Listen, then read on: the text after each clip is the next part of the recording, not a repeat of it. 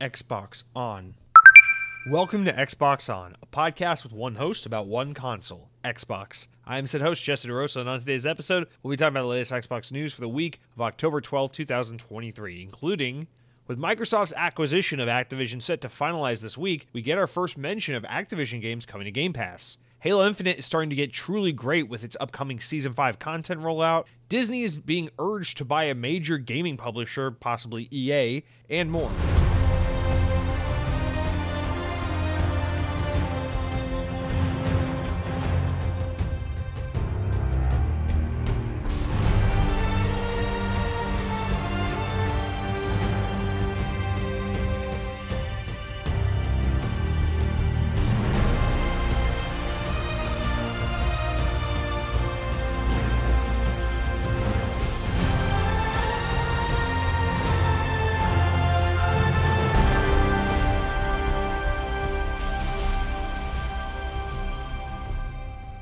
On this day in Xbox history, in the year 2004, 19 years ago, Blood Rain 2 was released for the original Xbox, as well as Tied to the Tasmanian Tiger Bush Rescue.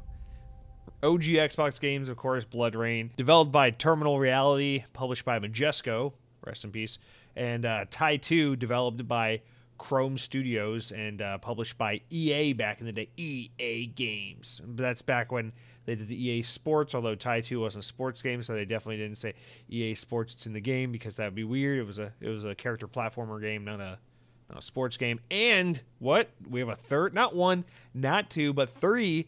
That's right. Kingdom Under Fire, The Crusaders, was also released on this day in Xbox history. The original Xbox, this was an old Xbox published game, a Microsoft Corporation published game developed by Fantagram Co. So, yeah, I mean, you got your action strategy, or Kingdom Under Fire is like RTS style role-playing game. Tied to, you got your character platformer. That's the one I played, although I played that on GameCube back in the day. And Blood Rain 2. Something weird about Blood Rain is I know I've played that game, but I have no memory of anything about that game. I know it's like action, third-person something game, but I don't really have any like specific memories of that game. But I remember Tied 2, that's right. Oh, yes, I do. I remember Tied 2, Blockbuster rentals for the Nintendo GameCube, yes, indeed. And Kingdom Under Fire, no. That didn't entice me when I was a kid, doesn't entice me now. Xbox is an Xbox Live game, of course, so that's an early Xbox Live game. Anyway, OG Xbox was great. Let's all reminisce. Guys, welcome to Xbox On, the podcast about Xbox, the number one most highly rated Xbox podcast that I have ever left a review for, and I would encourage you to leave a review as well, because if you've never left a review for a podcast, and then you go and you leave a 5-star review for this podcast, then it will not only be true for me, but it will now be true for you that this is the highest rated podcast Xbox related that you have ever rated, and I think that's worth. It's worth celebrating. It's something worth maybe running into a Dairy Queen and shouting at the top of your fucking lungs as the person over the counter holds a customer's Blizzard upside down, and even the Blizzard's so taken aback by your comment that it goes ahead and slides right out of the cup sitting upside down, even though they strictly advertise that will not happen. Under no circumstances will your ice cream slide out of the Blizzard cup if you turn it upside down. But hey, stranger things have happened. Guys, welcome to this week of Xbox On. I'm just really happy to be here because, well, to be completely honest, it's just a good week for Xbox news. Like I'm genuinely interested in the stories we got going on. The Disney and the freaking EA Games thing is weird. We got good news about Activision and Xbox. That's like kind of interesting to talk about. We got really cool Halo news to talk about. Forza Motorsport just came out. Like, so it's like I feel like the past couple of weeks, aside from like the Xbox leaks and finding out that there's going to be a freaking Amazon Echo speaker looking Xbox in the future, like I feel like everything lately has just been like, yeah, so-and-so got laid off, and then this studio shut down, and then funding fell through, and then this developer shot themselves in the face because their game failed, and then everything got canceled. Instead of that, we get to talk about like some fun stuff. So I'm very much looking forward to all of that. And with that said, let's just keep the ball rolling, guys. Notable games releasing this week. I just mentioned one of them. So let's talk about games that are coming out this week that you can expect to play, you must play. In fact, if you don't play at least one of these games, Netflix will mail you an old sleeve that they used to mail DVDs back in the day, and you will have to actually shove yourself into one of these DVD sleeves and mail yourself back to Netflix, where they will put you on their service because they are desperate for content and you are sad and pathetic, just like the kind of content that they offer. So you yourself can become a Netflix show for being a loser who didn't play one of the following games. And the following games are Forza Motorsports, which released on October 10th. It's been out. If you bought the Fancy Edition or upgraded to the Fancy Edition with your Game Pass subscription, you've already had access to the game for almost a week at this point, or for about a week now. But if you're like me and you didn't spend the extra money, or you didn't pre-order the Fancy Edition of the game, and you just playing it plain Jane style through Game Pass, then this is the week where you finally get to play Forza Motorsport. The first Forza in it's been 6 or 7 years since Forza 7, right?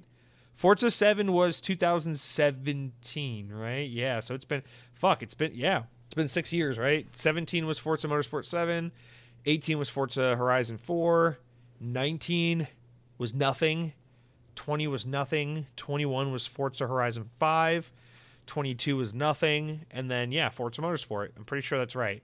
So, Forza Motorsport's out. We'll talk a lot about that in the what I've been playing, but I'm excited to talk about that because I feel like this game's hitting kind of at a good time, and spoiler alert, I've only got to spend a little bit of time with it so far, but I like it a lot. So, we'll talk about that in a little while. Lords of the Fallen has come out this week on October 13th. Actually, the day this podcast goes live is the day before the game comes out. So I'm stretching it a little bit here because this is a Friday release.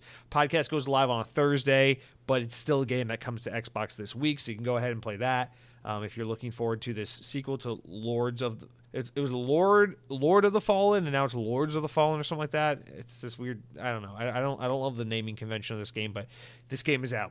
And then of course there's the other thing I'm really looking forward to. I'm not proud to admit this, but it is true that the reason I'm not going to play as much Forza as I want to is because starting Thursday, the day this podcast goes live, is the beginning of the Modern Warfare 3 beta. If you've pre-ordered Call of Duty Modern Warfare 3, not the game from 2011, but the game from 2023, then you will get beta access beginning on Thursday. If you don't want to pre-order the game, you can get open access to the beta beginning on Saturday. And if you have a PlayStation, you could have started playing this like a week ago, but this is the last time we'll have to deal with that whole bullshit of PlayStation Activision's little marketing romance that has been making Xbox players feel left out, because after this year, Activision will be Xbox's, and hopefully that marketing deal will be done and over with, although I don't know. We don't know what kind of contractual obligation they had, if maybe it goes on for another year, but I believe there was reporting or some kind of story that came out in the past year or so of the 8.6 million Activision stories we've gotten about this purchase from Microsoft. I think one of them was saying that this will be the last Call of Duty to have some kind of exclusive PlayStation deal. So I don't know, I could be wrong, but I think that's true. But anyway, Modern Warfare 3 beta beginning this Thursday. If you pre-order the game on Xbox, very much looking forward to getting into that. And so like I said, so if you're not playing at least one of those 3 games this week, I mean, what are you, stupid? You big dumb idiot? So yep, and we'll talk about some of that stuff a little more when we get to the what I've been playing. But guys, let's start out this week with corrections. Just kidding. I've never said anything wrong my whole life. In fact, every time I say something that is factually incorrect, one of my many, many diehard fans of the podcast then goes to the Wikipedia article for the game or the person or the event that I am referencing incorrectly and adjusts the information so that my misspoken remembrance of that event, person, or story is then in fact correct, and then Wikipedia does not correct the article. And now whenever you go to the article on said person, event, or product, you actually see that whatever I said is now not false information. It is actually the new truth. We are calling it New Truth, kind of like New Super Mario Bros, but for truth, it's called New Truth. It's my truth. And so, yes, I've never made a mistake, and therefore there's no need for correction. So we will just roll right on into the opening stories of the week, the mildly amusing stories, updates on stories from previous weeks, and just general things to kind of talk about in the news to kind of warm us up as we get into the juicier news later in the podcast. But with that said, guys, I want to get straight to Halo Infinite. I just want to talk about Halo Infinite for a second because I've been so out of love with Halo lately in a way that makes me profoundly sad. And on the few occasions where I've tried to go back and be like, I'm gonna play some Halo Infinite. I love Halo. I'm gonna play some Infinite. You know, I always keep Halo Infinite downloaded on my PC, my Series S, and my Series X. I have 3 devices that I could play Halo Infinite on at any given time because I'm just always so ready to be in the mood for Halo and to appreciate Halo and to love Halo. But I gotta be honest, for about the past 12 months, maybe more. It's just Halo Infinite has really just not grabbed me, excited me, and I really hate that that's the reality of the situation, but I've just been way more satisfied and just ingrained in what's going on in Call of Duty land, as far as like my first-person shooter games as a service, nonsensical, this is wasting your life, how are you almost 30 doing this stuff, this stuff still kind of like time waster. And so really happy to say that this week we got some Halo news that's hopefully about to turn, if not turning around, at least begin to really start to turn around, although I'm sure many Halo fans are like, you dumbass, Season 3 is when things started to get, Season 4 was excellent, where were you? Shut up. So about Season 5. From Windows Central, that's right, it's not all VGC on this podcast, from Windows Central, Halo players can look forward to what is likely the most exciting season yet for Halo Infinite. Developer 343 has shared an overview of Halo Infinite Season 5, Reckoning, on Monday. I love how Halo, I don't know, it sounds like Halo 5 Guardians, Halo Infinite Season 5, Reckoning. I wonder if whatever the story content for this season will be just jumped over in the next game, and they'll just pretend it never happened, like Halo 5. But anyway, revealing everything players can look forward to. This season is packed with new additions, including 2 new arena maps. One of those maps, Prism, which appears to include a giant Needler crystal. Yeah, they say that this is the location where the Needler crystals were discovered, which is a fucking cool idea for just lore's sake, and also it looks like an awesome map. While the second map, Forbidden, looks like it's inspired by Delta Halo on Halo 2, from Halo 2. These seasons also, well, these seasons, the season also adds a number of new cosmetics inspired by the Flood being a prominent theme of this season, which is, you know, in theme with it being Halloween time, so that's cool. With bulbous pustules and slender tendrils coming off of the outside of Spartan armor, arguably the biggest additions is also the launch of Forge AI, which will allow players to add banished enemies to their Forge creations. So you could like basically create your own campaign level or combat scenarios with AI characters.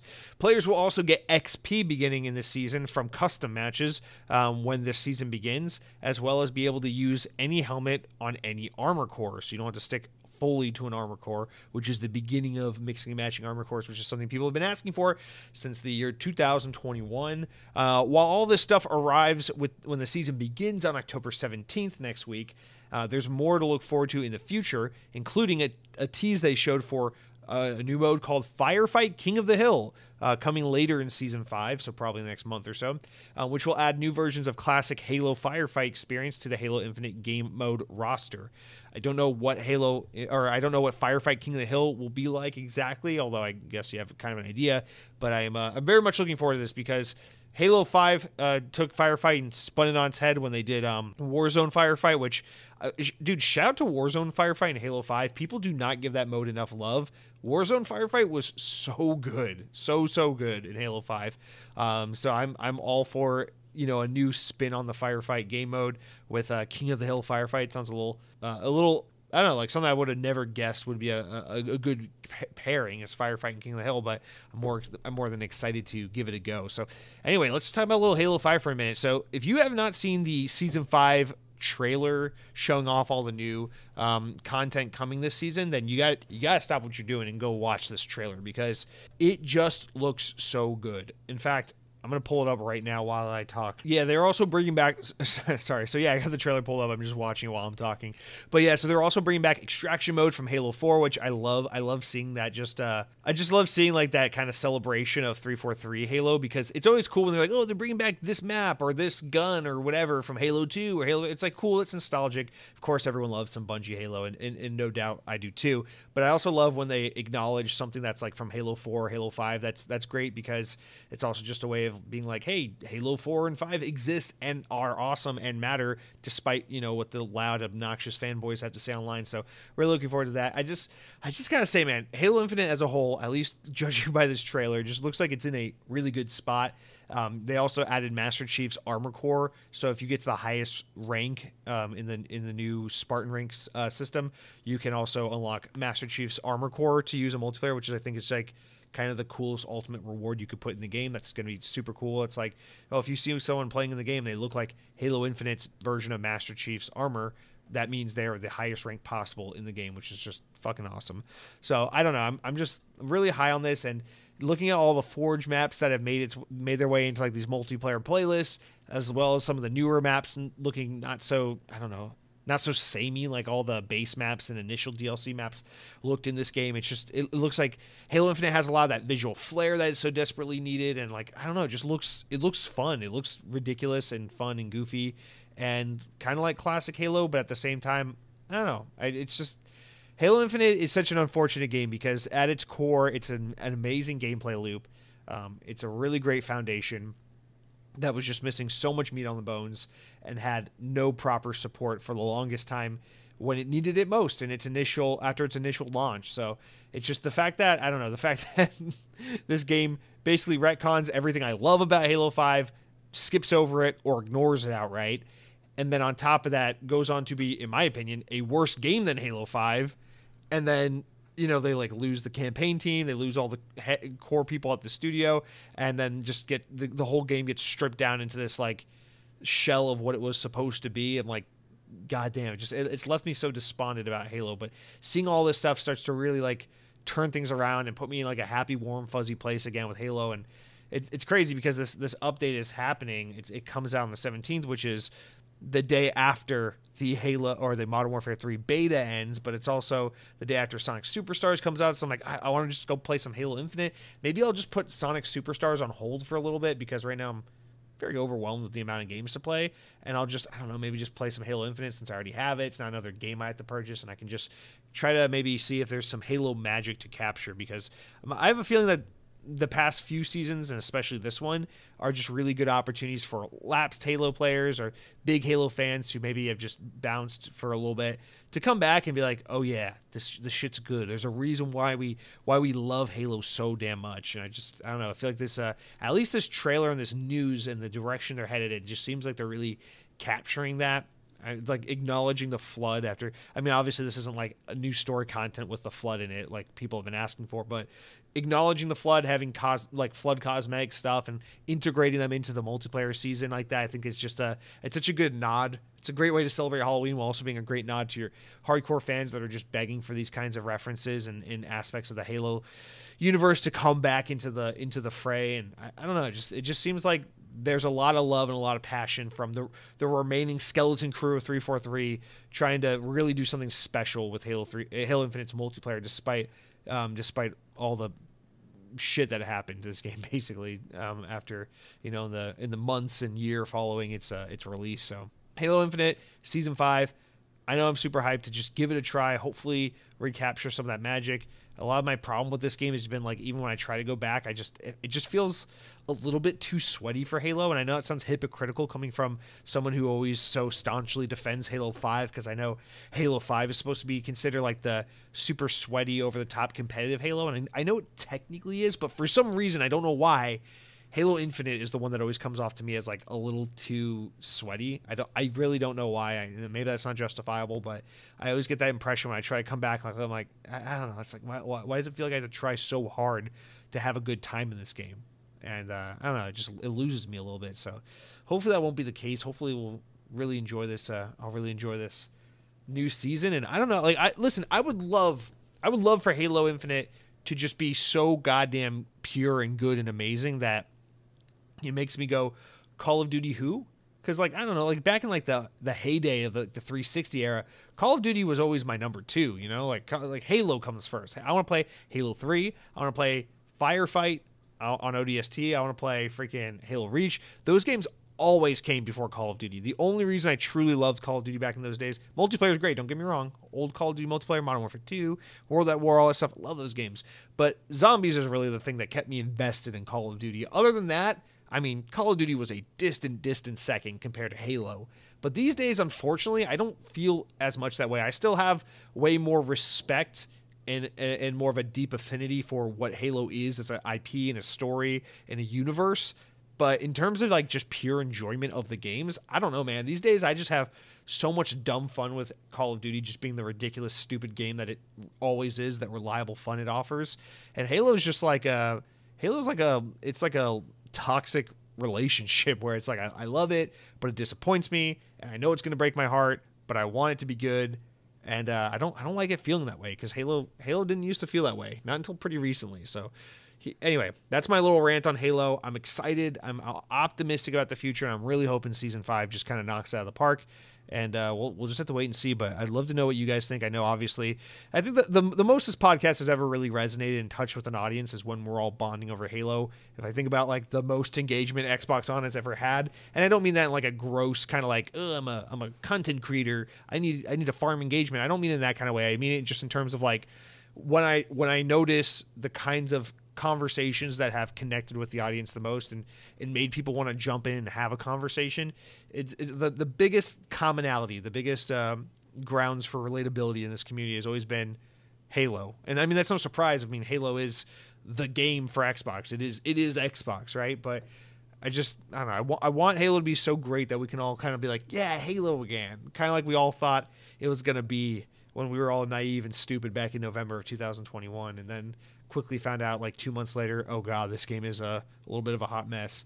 But put a pin in that for now. Next week we can talk about it when the season's out and I've played a little bit of it. And we've all been able to collect ourselves for a moment and think about what all they brought to the table. But until then, let's move on, talk about some, I bet you weren't expecting to see this one this week. Redfall. Redfall is in the news again. For good reason. From VGC, Bethesda has released the long-promised 60 frame per second update for Arcane's Redfall and made changes to the game's combat and gameplay. Bethesda said in the announcement, quote, "This patch brings performance mode to Series X, Series S, and stealth takedowns, new control settings, accessibility improvements, and much more. Explore an even more dangerous Redfall with an increased open-world enemy population and new encounters." And you can read all the updates and hot fixes and things that are been thrown in there on the Bethesda's blog post about it. But I mean, the big thing here is that enemy AI is improved. There are more enemies on the map. There's stealth takedowns, and of course that 60 FPS update is here. So I saw a lot of people talking about like this is too little, too late. This doesn't fix the core fundamental issues with the game. I think it's cool they stuck to their guns and stuck to their word and did the thing they said they were going to do. Obviously, my take with this was always you should just delay the game until you're ready to fucking launch it. Some of this stuff just sounds like stuff that should be there at launch and not updated 5 months later. Because like me, for example, I played Redfall, I beat Redfall, I'm done with Redfall. I'm not going back to Redfall at all. So there's no, that wasn't supposed to rhyme, but there's no reason for me to come back now. And now the game is better. It has a lot of issues addressed, but it's like, I don't know, you lost me. And we're seeing these reports where like the game has such a low player count on Steam that it's in like the single digit range week over week.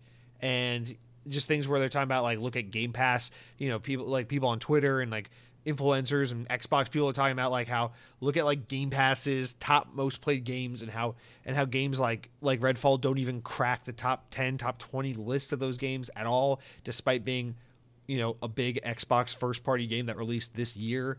And it's just true that it's like, I don't know, man, this might be, I appreciate like Pete Hines the other week saying like, hey, we're committed to this. We're committed to making it a great game. But it's like, I just think this is one of those examples where it's like, you need to admit you fucked up, cut your losses and move on. The sooner you move on, the sooner we can get over to the next thing. And I say that as someone who actually liked Redfall a whole lot more than most people did. Like I enjoy Redfall. I think it is a deeply flawed game, but it is a rock solid 6.5, 7 out of 10, like kind of just a fun weekend. Well, maybe like a fun game to play for a week and then move on with your life. I don't know. That was kind of my takeaway. I didn't do everything the game had to offer, although the game doesn't have too much to offer. I did a lot of it, and then I rolled credits, and I enjoyed it. And I thought the game was, in some ways, a little too easy, in some ways, a little obtuse, but for the most part, pretty fun. And if you like the idea of like a spooky New England, slightly Far Cry inspired vampire game, then it's fun. I just think Arcane made a pretty solid rough draft of a game here, and that there could be a lot more done to make this game better. But I don't know, I just feel like with how like effed the game is in terms of its population, in terms of its appeal and its draw, I don't think they're going to win back an audience. And so I just think it'd be better to move on and try to recover by doing something great with your next game, as opposed to lingering on this and continuing to make it marginally better despite the fact that people are not going to come back to it. This is one of those, like, it's interesting that we talk about this back to back with Halo. Halo Infinite is a really, really great game that had a really abysmal content rollout following its launch. and is suffering greatly because it is a truly great game that does not have the support it needs to maintain and continue to capture its player base. Like Halo Infinite is a great game that people want more of and want to continue to enjoy and play, but cannot because they didn't have the content roadmap figured out. But Redfall is different. Redfall is a truly okay game that nobody really wants more of, that really didn't hit the mark for the majority of people, and in most cases really overwhelmingly disappointed. I think people are over-exaggeratory about how bad this game is. I think there's a lot of like hand-wringing for no fucking reason. The game is fine. It's not immaculate. It's not super incredible by any stretch of the imagination, but it's absolutely fine. It's like a solid 6.5 or something like that out of 10. Yeah, like maybe 6. Just there we go. I'll say it's a 6 out of 10. It's not. I'm thinking about it a little more. I'm like, it's fun. It's bare bones. It's basic. There's a lot of egregious mistakes, but it's also unique and creative. Has wonderful atmosphere, some fun moments, great aesthetics. I don't know. It's a decent time. No one's clamoring for more of this game. No one's asking for it to be made great. No one's like, I wanted to love Redfall, but it's this one thing it needs. It's like, for most people, it seems that the consensus is this game's not really redeemable. It's not really savable. So let's just move on. So now they got that 60 FPS patch out that they were promising. I think it's just time to move on. I don't even think you need to be worried about more content down the road or further updates to improve more features of the game. I mean, if you want to do that, that's great, but I think at the end of the day, you just got to move on and go do something else at this point. So it is cool that they stuck to their word, though, and at least did the thing that we were waiting for. It's just too bad it couldn't have been there back on May 2nd when the game came out and we all actually wanted to play the game for the first time, you know. Anyway, let's talk about XDefiant. Speaking of a game that we thought was coming out a while ago that isn't coming out yet, that still keeps getting delayed because, god damn it, they're just going to make it better and better and better.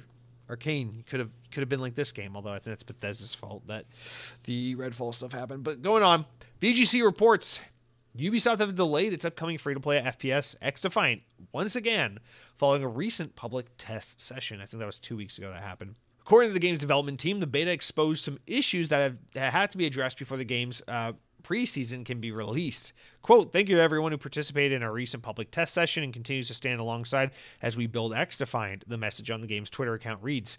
The PTS once again showed us your appreciation. I think that means player test session or whatever. Showed us your appreciation for our fast-paced gunplay, uniquely crafted maps, and objective-driven game modes, and iconic faction roster. But it also surfaced some inconsistencies with the experience that we need to address prior to launching the preseason. So we made the hard decision to delay the preseason of XDefiant, which basically means the base game before you start doing battle passes, I guess. The team will continue to work hard to address these issues and testing them to make sure that we deliver on the goal of being a best-in-class shooter. We will share more info about the preseason and testing as it comes. Thank you again for the support, blah, blah, blah, blah, blah, blah, blah, blah. So some people are saying that the new date will just be later in October. Like, hey, this is a 2 to 3 week delay, not like a 2 to 3 month delay type of deal. So just expect the game coming out later in October. And some people are saying, hey, they're just punting it a week or so because that Call of Duty Modern Warfare 3 beta is taking place right now and they don't want people competing because obviously XDefiant is clearly going for the OG hardcore Call of Duty player base. So they're saying, you know, everyone's going to have their eyes on Modern Warfare 3, so maybe let's wait until that beta's over and then another week goes by and then we'll release right before Modern Warfare 3 actually comes out, but after the beta, so people can get in and be like, ooh, damn, I just played that new Call of Duty Modern Warfare 3. It's okay, but it's just more Call of Duty. This XDefiant, though, this is some good shit. And so maybe they're going to do like a late October release. I don't know. Maybe that's a little tinfoil hat. Kind of makes sense to me, but at the same time, I feel like releasing right in between the Modern Warfare 3 beta and the Modern Warfare 3 launch on November 10th, I feel like it's actually kind of a terrible idea because as a Call of Duty fan, if there's one thing I've noticed is the Call of Duty cycle is very much like everyone's shitting on the new Call of Duty, then the beta happens. Most people are like, okay, it's pretty fun. And then the game comes out a few weeks later. Everyone buys it despite saying they're not going to buy it. And it goes, okay, the game's pretty okay. They just need to fix these 4 things and it'll be perfect. And then everyone plays a shit ton for 2 months. And then when the game's on its 3rd month after release, everyone's like, okay, this game's a total piece of shit, garbage, waste of your time. I've pumped 147 hours into the game, and I can tell you with confidence, it's not worth $70. I mean, if you play 147 hours of a game with your friends and have a lot of fun on the weekends, you're clearly wasting your money. So I think Activision is greedy and shitty, and we should never buy another one of their games. And then, like around January or so, and from then on out for the rest of the year, that's kind of when the whole Call of Duty community turns on whatever the latest Call of Duty game is. And that's I think that's the perfect time to launch X-Defiant, because again, they're not going, I mean, obviously they want a big audience. They want, Rocket League, Fortnite level audience. Not that that's what this game's going to be, I don't think. But I think their target demographic to obtain a core audience of people who are going to support and play X-Defiant, they're clearly targeting those hardcore Call of Duty people. Those people that spend 12 months a year saying, I hate Call of Duty so much, while they pump 400 hours into the latest Call of Duty, buy it for $70, and then go online just to specifically let every fucking individual know in every YouTube comment section that they specifically don't like Call of Duty and that the franchise is dead, even though they keep buying the fucking game year after year. And then I think if you can target that person at the right time, you could really do something great for X-Defiant. Wait for that initial first 2 months of hype die down from a new Call of Duty coming out. The hardcore fans start to bitch and moan. The Reddit pages all turn to dog shit, and that's when you slip out X-Defiant. It's February. The game releases aren't as crazy as it was back in October, November, although these years, February is a pretty crazy time for game releases, but you get the idea.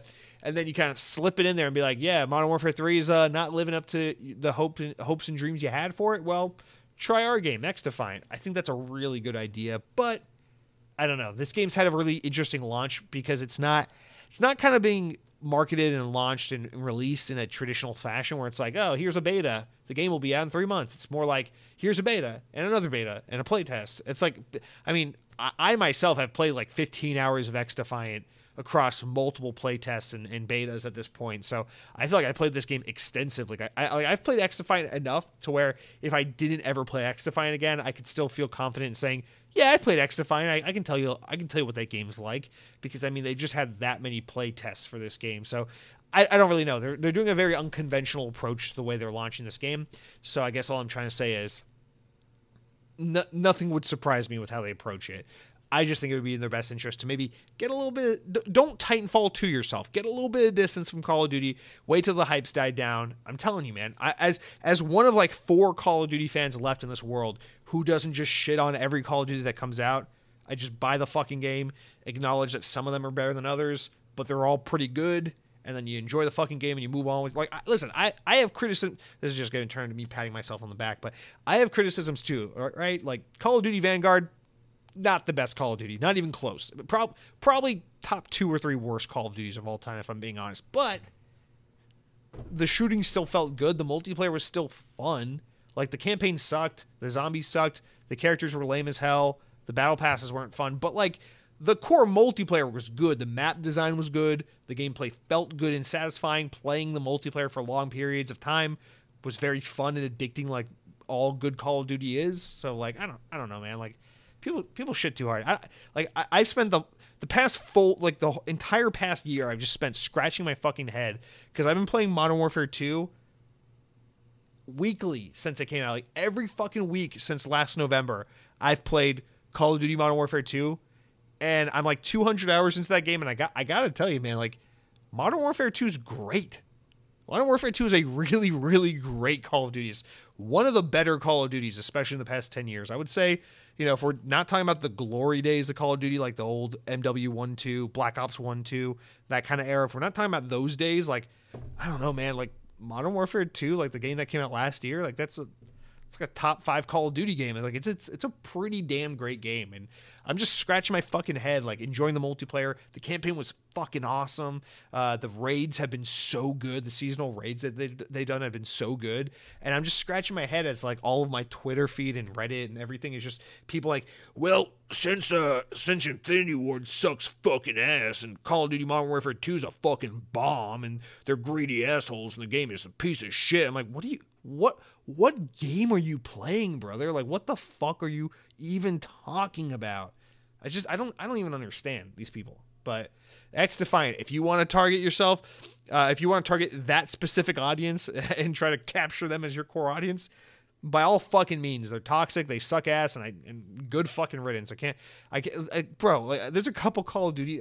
Now we're just so far off the tangent, but whatever. I love talking about Call of Duty, so I'm gonna do it.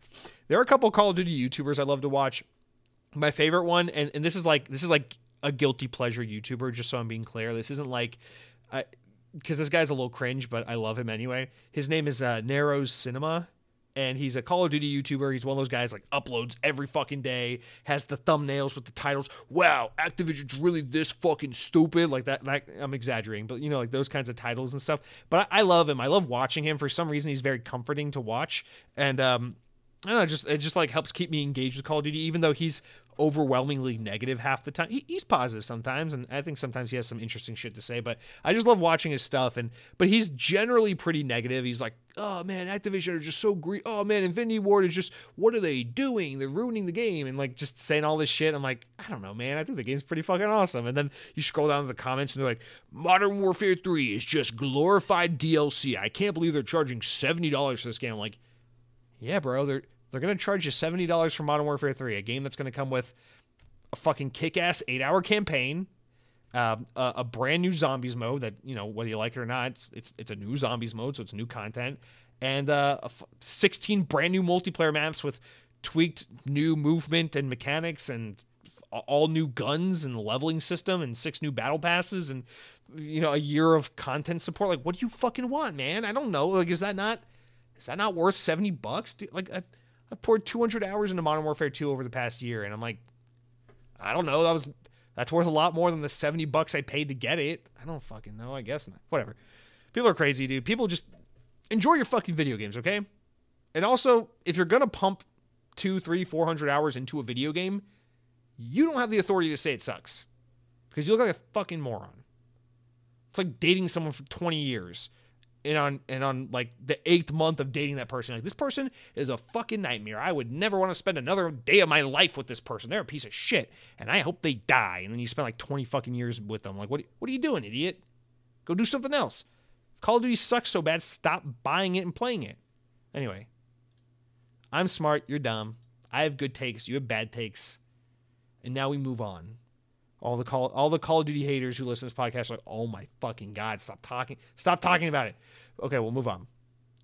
This last mildly amusing story, I don't have much to say. I just kind of want to touch on it because obviously it's an ever-evolving story. But the CEO of Unity has stepped down this week among all the shit that's been going on with Unity. So John Riccitiello,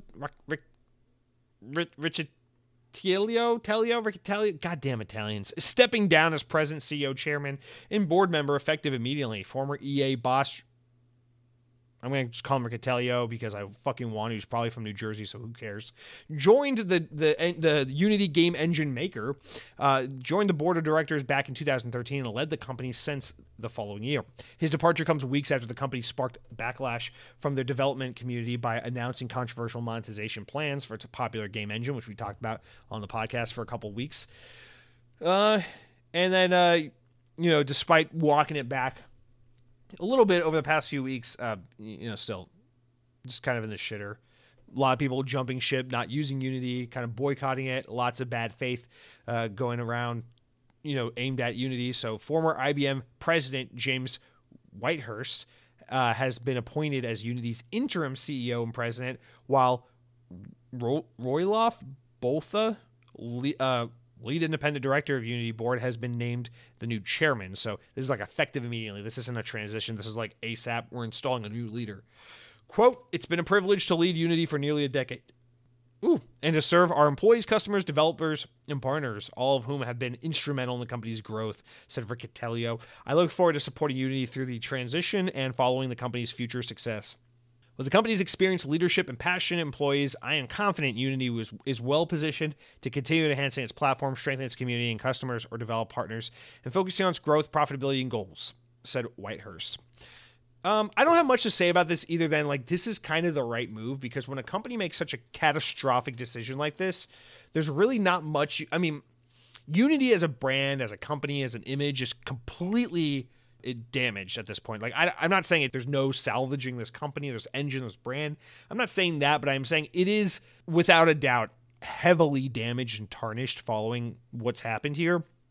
And usually when a company gets to that point where it's like so bad, the only thing that you can do that's big enough to like really not signal to people like, hey, completely forget about everything bad we did and come love us again. But the only thing you can do to really get enough attention to say like, sorry for what we did. We're at least going to try to make it better, or we're at least going to instill hope in you that things will get better. Really the only thing you can do to kind of instill that is to get rid of your leader, get rid of your CEO, get rid of your owner, get rid of your head honcho, and install someone to replace them, because that at least is like a definitive sign of change, and it always instills kind of a sense of optimism as well, whether it's earned and deserved or not. So I don't know. I don't have much else to say about this other than like, yeah, I think that's about all you can and should do in this instance. So well, I don't know. I don't know if this story continues to evolve after that, but I'm sure we'll see many changes happen to Unity now that there's new leadership, and I doubt this will continue to stay in the news as heavily as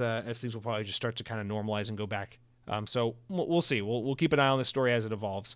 But yeah, that's it for all the opening news stories, guys. All right, so after that, I think it's time to move on over to the games I've been playing this week. But before I can tell you about the games I've been playing this week, I gotta tell you all about what I've been eating. You guys, there's two things I want to talk about. So someone mentioned it briefly last week, and it just had to happen. So we've done it. We did it following the success that was a revisit of Denny's after a decade plus of not having had Denny's. The itch was there to try all these American diner old people institutions that I don't know. It just seems like a thing where it's like Gen Z and millennials don't support these establishments, these kinds of Denny's, IHOP type places. So my girlfriend and I, morbidly curious, seeing what other of these types of establishments are still good, decided on a whim to give Cracker Barrel a try. I should say, actually, we went to go to the Denny's near us because we were so pleasantly surprised we were going to go do that whole thing again. But the Denny's near us was actually so filthy and disgusting looking that we actually didn't even end up making it inside the building, and we decided to not do it last second. But still in the mood to give another place a go, we looked at the Cracker Barrel down the road from us and said, fuck it, why not? So we went to Cracker Barrel. Honest to God, first time I've been to Cracker Barrel since I was like maybe 14 years old. I don't know. It's been a hell of a long time.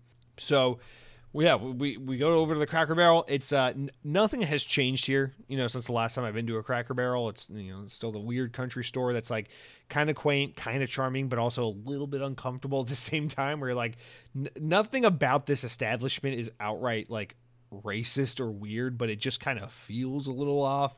But nonetheless, fuck it, I'm excited. I loved Cracker Barrel as a kid. Why not just stop being a prick and just enjoy it as an adult? So we go ahead, we sit down, and we're expecting, oh God, we're here at Cracker Barrel relatively early, on a weekday morning. It's going to be just overrun with like old people, and we're going to be on like a 30-minute wait. Nope. Sat right away. And here's the thing. I'll just cut straight to the quick part. Food, Cracker Barrel, pretty good. We had breakfast. It's kind of hard to fuck up breakfast. Overall, their breakfast was really good. Coffee, nice. I had country fried chicken with gravy and eggs, and it was all great. The biscuits and gravy, biscuits were fine. Gravy was like good, not great. Not great gravy, but still, overall, the food was pretty great. Here's the thing that's different about Cracker Barrel and Denny's. Denny's was like, yeah, the price point is still pretty effective, and I was surprised how good the food was. Cracker Barrel was like, I genuinely cannot believe how little it costs to eat at Cracker Barrel. Like, I'm talking about like giant fucking meals, like meals that will fill you up for almost the entire day for like $10. I'm talking about like me and my girlfriend both got 2 breakfast entrees, biscuits and gravy, and coffees, and spent before tip like $30. I was like, what fucking year is it? This is the thing about Cracker Barrel. It's like our verdict on Denny's was like, it's a little sad looking, but the place holds up. The food's great, and the prices are solid. By today's standards, solid. Cracker Barrel is like, the food's pretty good. Denny's is a little better on the food, but fuck the taste. What is up with these prices? Like, I thought Cracker Barrel was just trying to like imitate this like pastoral, nostalgic, old like American way of life that never was but always will be type of deal. But more to the point, the reason why it is themed that way and why it feels that way is because they're just trying to thematically match the prices on the fucking menu. It feels like you walked back in time, not just because the rocking chairs and the sweet tea and the smell of dead chicken roasting in the air, or whatever the fuck it is it smells like at a Cracker Barrel, but because it's like fucking $9 to eat there per person or something like that. It's insane. It's preposterous. You can, like, I mean, the most expensive entree I could find on the menu was like $12.50. Like, what is happening? Why are they willing to serve me steak and eggs for like $12? Of course, I'm not going to trust that. I'm not going to eat that because that's weird. I'm not eating a $12 steak, but fuck me, dude. I think my entree, if I remember, was like country fried steak, gravy, and eggs, and cheesy potato casserole, and biscuits and gravy, and I got a coffee. All of that after tax, like before tip, just for that part of it alone, was like $15. And then after my girlfriend's entree and everything, we spent like $30 max. I just don't even understand what happened. And so I gotta give a shout out to Cracker Barrel, because while I think Denny's is clearly, if we're just talking about like these American style, quick, fast, casual, family sit down diner style restaurants that are kind of a bygone era where you might you might see like a fucking I don't know, you'll see like a BuzzFeed article titled like "Millennials are killing Cracker Barrel," like that kind of establishment. Of all of them so far, I'm like, I think Cracker Barrel might be in the lead right now, just purely because of how insanely impressive their price point is per person. Like, it's just, I'll put it this way, even in a pre-pandemic world, I would have been blown away by these prices. This isn't just like, wow, considering how bad inflation's been the past few years, these prices are really good. This is like, no. Even 2019, Jesse, would have been like, that was $30 for two people to eat here? Like, it's insane. It's so good. So, I mean, on price alone, I got to shoot Cracker Barrel to the top of the list. Like, Denny's, I'd prefer your food almost any day, and probably even your atmosphere if it's a nice, clean Denny's. But, man, Cracker Barrel, I straight over 5 out of 5. Server was super awesome. Food was super awesome. Everything was quick. Also, shout out to, like, half the fucking tables were booths, so I didn't have to worry about getting sat in the I hate chairs. I like booths. So, very good experience. Shout out to the Cracker Barrel. So, now the ranking is Cracker Barrel on top. Denny's is second. I think we got to try, like, Bob Evans or Perkins or something next. I feel like I don't need to try IHOP because IHOP is the only one of these kinds of restaurants where I've consistently eaten at IHOP throughout all the years. I mean, yes, I haven't been to an IHOP in probably, like, 4 or 5 years at this point. But until pretty recently, until then, I feel like I've steadily eaten at IHOP from age 10 until like age 23 or something like that. Like, so I have a pretty like extensive experience with IHOP over the years. So I don't know, like, sure, I'll go back to IHOP and try it just to kind of compare it more recently, but Cracker Barrel, whoa, you at the top, girl, you crazy. And this is, and like, I'm specifically talking about like the breakfast anytime kind of diner, country store, little old Americana style place, like the Cracker Barrel, Denny's, IHOP, Bob Evans, Perkins style restaurants. I have a separate list of these kinds of restaurants for like the Friday night, Saturday night sports bar family style restaurant, Chili's, TGI Fridays, Applebee's, like that type of restaurant. That's like a whole nother tier list I got going on. You know, I always put TGI Fridays at the top of that list, but TGI Fridays is the worst price point wise. I think Applebee's probably goes at the top for price point, and then Chili's probably is the perfect in between for decent price, decent food. But I'm specifically talking about like the breakfast diner style shit. Man, when it comes to these chain restaurants, Cracker Barrel, that shit's good. Other thing I want to mention for what I've been eating, guys, the Mr. Beast bar. I went to a 7-Eleven today, and I saw they had at the checkout counter these chocolate bars called Mr. Beast bars, like the YouTuber Mr. Beast. And they had like a chocolate peanut butter one. They had like a poppy crunch one, kind of like a crunch bar, and then they had like a solid chocolate one, kind of like just a regular chocolate bar. So I got the regular solid chocolate one. I'm like, what the fuck is a Mr. Beast chocolate bar like? Well, let me tell you. Pretty damn good. Like, it's only 5 ingredients. It's all real shit. I'm like, I don't care about that. That sounds lame. But the chocolate bar, pretty decent. So I don't really have much to say on this other than just shout out to your YouTubers that are making better chocolate bars than most candy companies out there. But it's by no means, it's no Hershey's chocolate bar with almonds or anything like that, but pretty good. I'm a fan of the Mr. Beast bar, so shout out to that. Just want to give that a little nod. But that's it for what I've been eating, you guys. And with that said, let's move on to the what I've been playing, which I got a lot of games here. Although there's a couple where we really don't have to talk about this, like Modern Warfare 2. Yeah, I've been playing Modern Warfare 2. Fucking surprise, surprise. Working on that Season 6 Battle Pass. I don't really care. Nothing really to say there. Forza Motorsport. This is the big one. So the game's out officially. Unfortunately, for people like me that didn't buy the special edition or upgrade or anything, the game has only been accessible as of Tuesday the 10th, which is yesterday as the time I'm recording this. So played it on Tuesday, came out on Tuesday, recording the podcast today, and it'll go live tomorrow on Thursday. So I haven't had a lot of time with the game. Honestly, I've played like an hour and a half of this game. I really haven't spent a whole lot of time with Forza Motorsport. But I have been looking forward to this game ever since a couple months ago when that Gran Turismo movie came out, that PlayStation Gran Turismo movie, because I went to the theater and I watched that. I just love movies about cars or racing movies and stuff, and I thought that movie was actually awesome. That movie, shout out to that. If you like car movies and stuff like that, or like sports kind of like feel good stories, Gran Turismo is a really good movie. I highly recommend it. But I saw Gran Turismo, and when that movie ended, I was like, shit, now I really want to go play like a sports racing sim game. Like I was excited to go play Forza. I was like, you know what? I'll just savor it. because I'm feeling it. Like, this is a good movie. I want to go play a sports racing sim type game, and obviously Forza Motorsport is coming out in just a few short months here, so I'll just wait. I'll just be patient and I'll play it when it comes out, and hopefully it'll kind of hit right. And I think it is. I think that feeling hasn't gone away. Like this, my enjoyment of that movie from recently, it has definitely like heightened my enthusiasm for Forza Motorsport coming out, because I'm a car guy. I love cars. I grew up, I mean, since like my early high school days, I've been a pretty habitual like Top Gear type supporter. Like half my YouTube subscriptions are to like random car channels. Like I love car shit, but in a very like surface level way. Like I love my JDM little race racers, Hondas and Subarus and shit like that.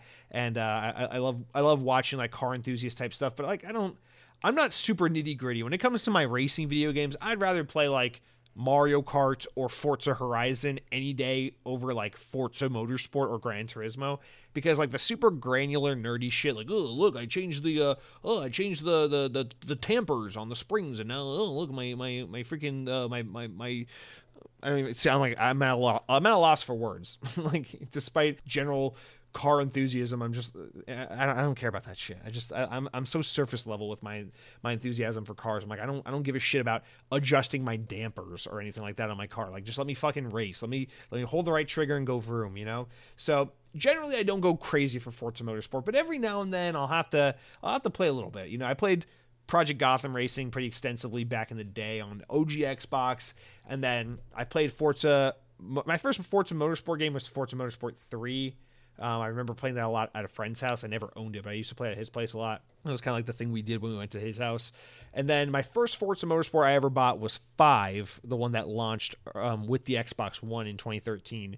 And that's the most I've ever played a Forza Motorsport game. And then I dabbled in 6 a little bit on Game Pass, and then I really just straight up didn't play 7 at all when it came out. So just wasn't feeling it. Wasn't a good time for me to be into that kind of game. So really since then, most of my Forza time has been spent on Horizon. I've spent way more time playing Forza Horizon. I played Forza Horizon 2, 3, 4, and now 5. I love Forza Horizon. Great games. But yeah, generally it's like Motorsport, not really so much my thing. But I'm hoping that this can be kind of like how I did with Forza Motorsport 5, where it's like, I'm not about to become like a diehard like racing enthusiast who knows all the ins and outs about like sim racing, but I want to spend a good like 10 hours or so with the game and try to get a good feel for what all it has to offer. And right off the bat, I notice a lot that's different with this game since the last time I really sat with and played Forza extensively, or Forza Motorsport rather. I really love the way this game, and of course keeping in mind that this game is supposed to be kind of a fresh start for Forza Motorsport, kind of a platform for Forza Motorsport as opposed to just the next entry in the series. I really love the way it kind of like the opening of the game kind of takes you through a lot of tutorializing the ins and outs of the game, showing you it's not just about racing. Like, you can tune the difficulty of like of the game based on a multitude of factors. It's not like bump it up to hard mode and the cars will be harder to race. You know, it's not like that. It's like you can just get so granular and nerdy with it. It's like, do you want to have pit stops? Do you want to have penalties for things like knocking into other cars or driving off road? Do you want to, like, what difficulty level do we want the racers to be at? And how do you want to, you know, do you want to have to worry about fueling up your car every now and then? And just all these different factors that you can tweak and mess with. And then they have, like, of course, the granular, nerdy tuning of your car, buying parts, adjusting it. But the game's also like, hey, if you want to kind of get into this, but you're not really sure how to do it, just let the game kind of like show you what upgrades you should be gunning for to make a well-balanced, upgraded, you know, refined racing vehicle. So you can kind of like learn how to upgrade and tweak and play with your car by letting the system kind of automatically do it for you. And then we'll show you, like, these are the upgrades we chose. This is how we did it. And it's just like, I really appreciate that this game, for once, is not just a super highly detailed, nerdy racing simulator game, but it's one that kind of like is very good at the onboarding and accompanying newer racers and be like, hey, do you want to maybe actually understand how all this shit works and see if maybe that's something that you're into and that would resonate with you. And I really appreciate that, because I feel like the game is doing a good job of giving me the opportunity to find out if this kind of game is really for me or not. In the past, it's been so much of like, we just assume you know what to do, and if you like it, you like it, and if you don't, fuck you, go play something else. But this Forza Motorsport in particular just really feels like Turn 10 Studios was very consciously aware of the fact that a lot of non-sports sim type racing fans will be playing this game due to Game Pass.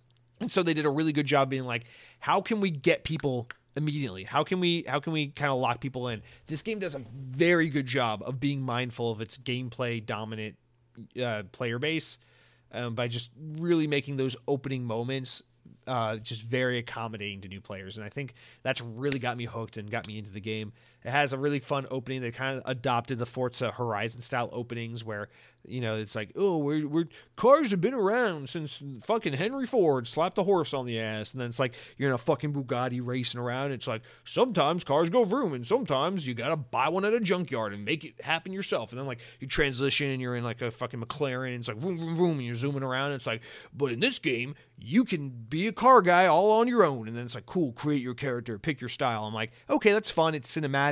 It gives you a taste of some different vehicles, kind of like tantalizes your palette and shows you what the game can be, and then kind of opens up to give you like a big picture before it just gets into the nitty gritty of like training you on all the aspects of what the game offers. And so I feel like the onboarding is really strong, and that's led to a really pleasant opening hour and a half with the game. I've just now at this hour and a half mark finished kind of the opening tutorialized stuff that doesn't feel like, oh, here's how you do it, now you try. It feels very much like, we're going to put you in a race, we're going to let you have fun, but we're going to do a good job of teaching you why you're doing this and what you should be doing along the way. So it's not like too handholdy, but it's also very educational at the same time. It's very well done, I guess is just what I'm trying to say. So super big fan of kind of how the game opens up and handles things. And now I feel like I'm well equipped enough to enjoy 10 hours of dicking around in this game.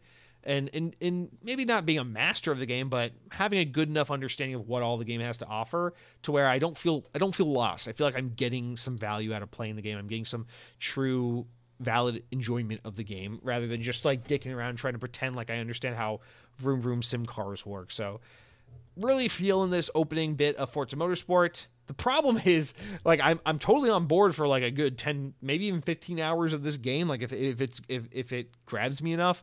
The problem is this game is coming up at such a bad time, because I played it yesterday. I enjoyed a lot of it. Now I'm podcasting today, but tomorrow, Modern Warfare 3 beta. I'm going to be playing that all Thursday, Friday, Saturday, Sunday. Then Monday comes around, Sonic Superstars is out. Fuck, I'm going to go play that. Then the next day, Halo Infinite Season 5. Fuck. Then the next week, Alan Wake 2's out. You know, and then it's like all the shit just one. Shortly after that, Modern Warfare 3's out. It's like, god damn it already, okay? I can't keep up. There's just too many games. Definitely not enough time. And on top of that, like, I'm reaching the end of the whole like home building process. So I'm supposed to be moving in like the next month and a half, 2 months or something like that. And so like I'm also like just prepared. I'm like mentally preparing that at any given point I'm gonna get the fucking phone call being like, hey, it's 45 days out until your house is finished.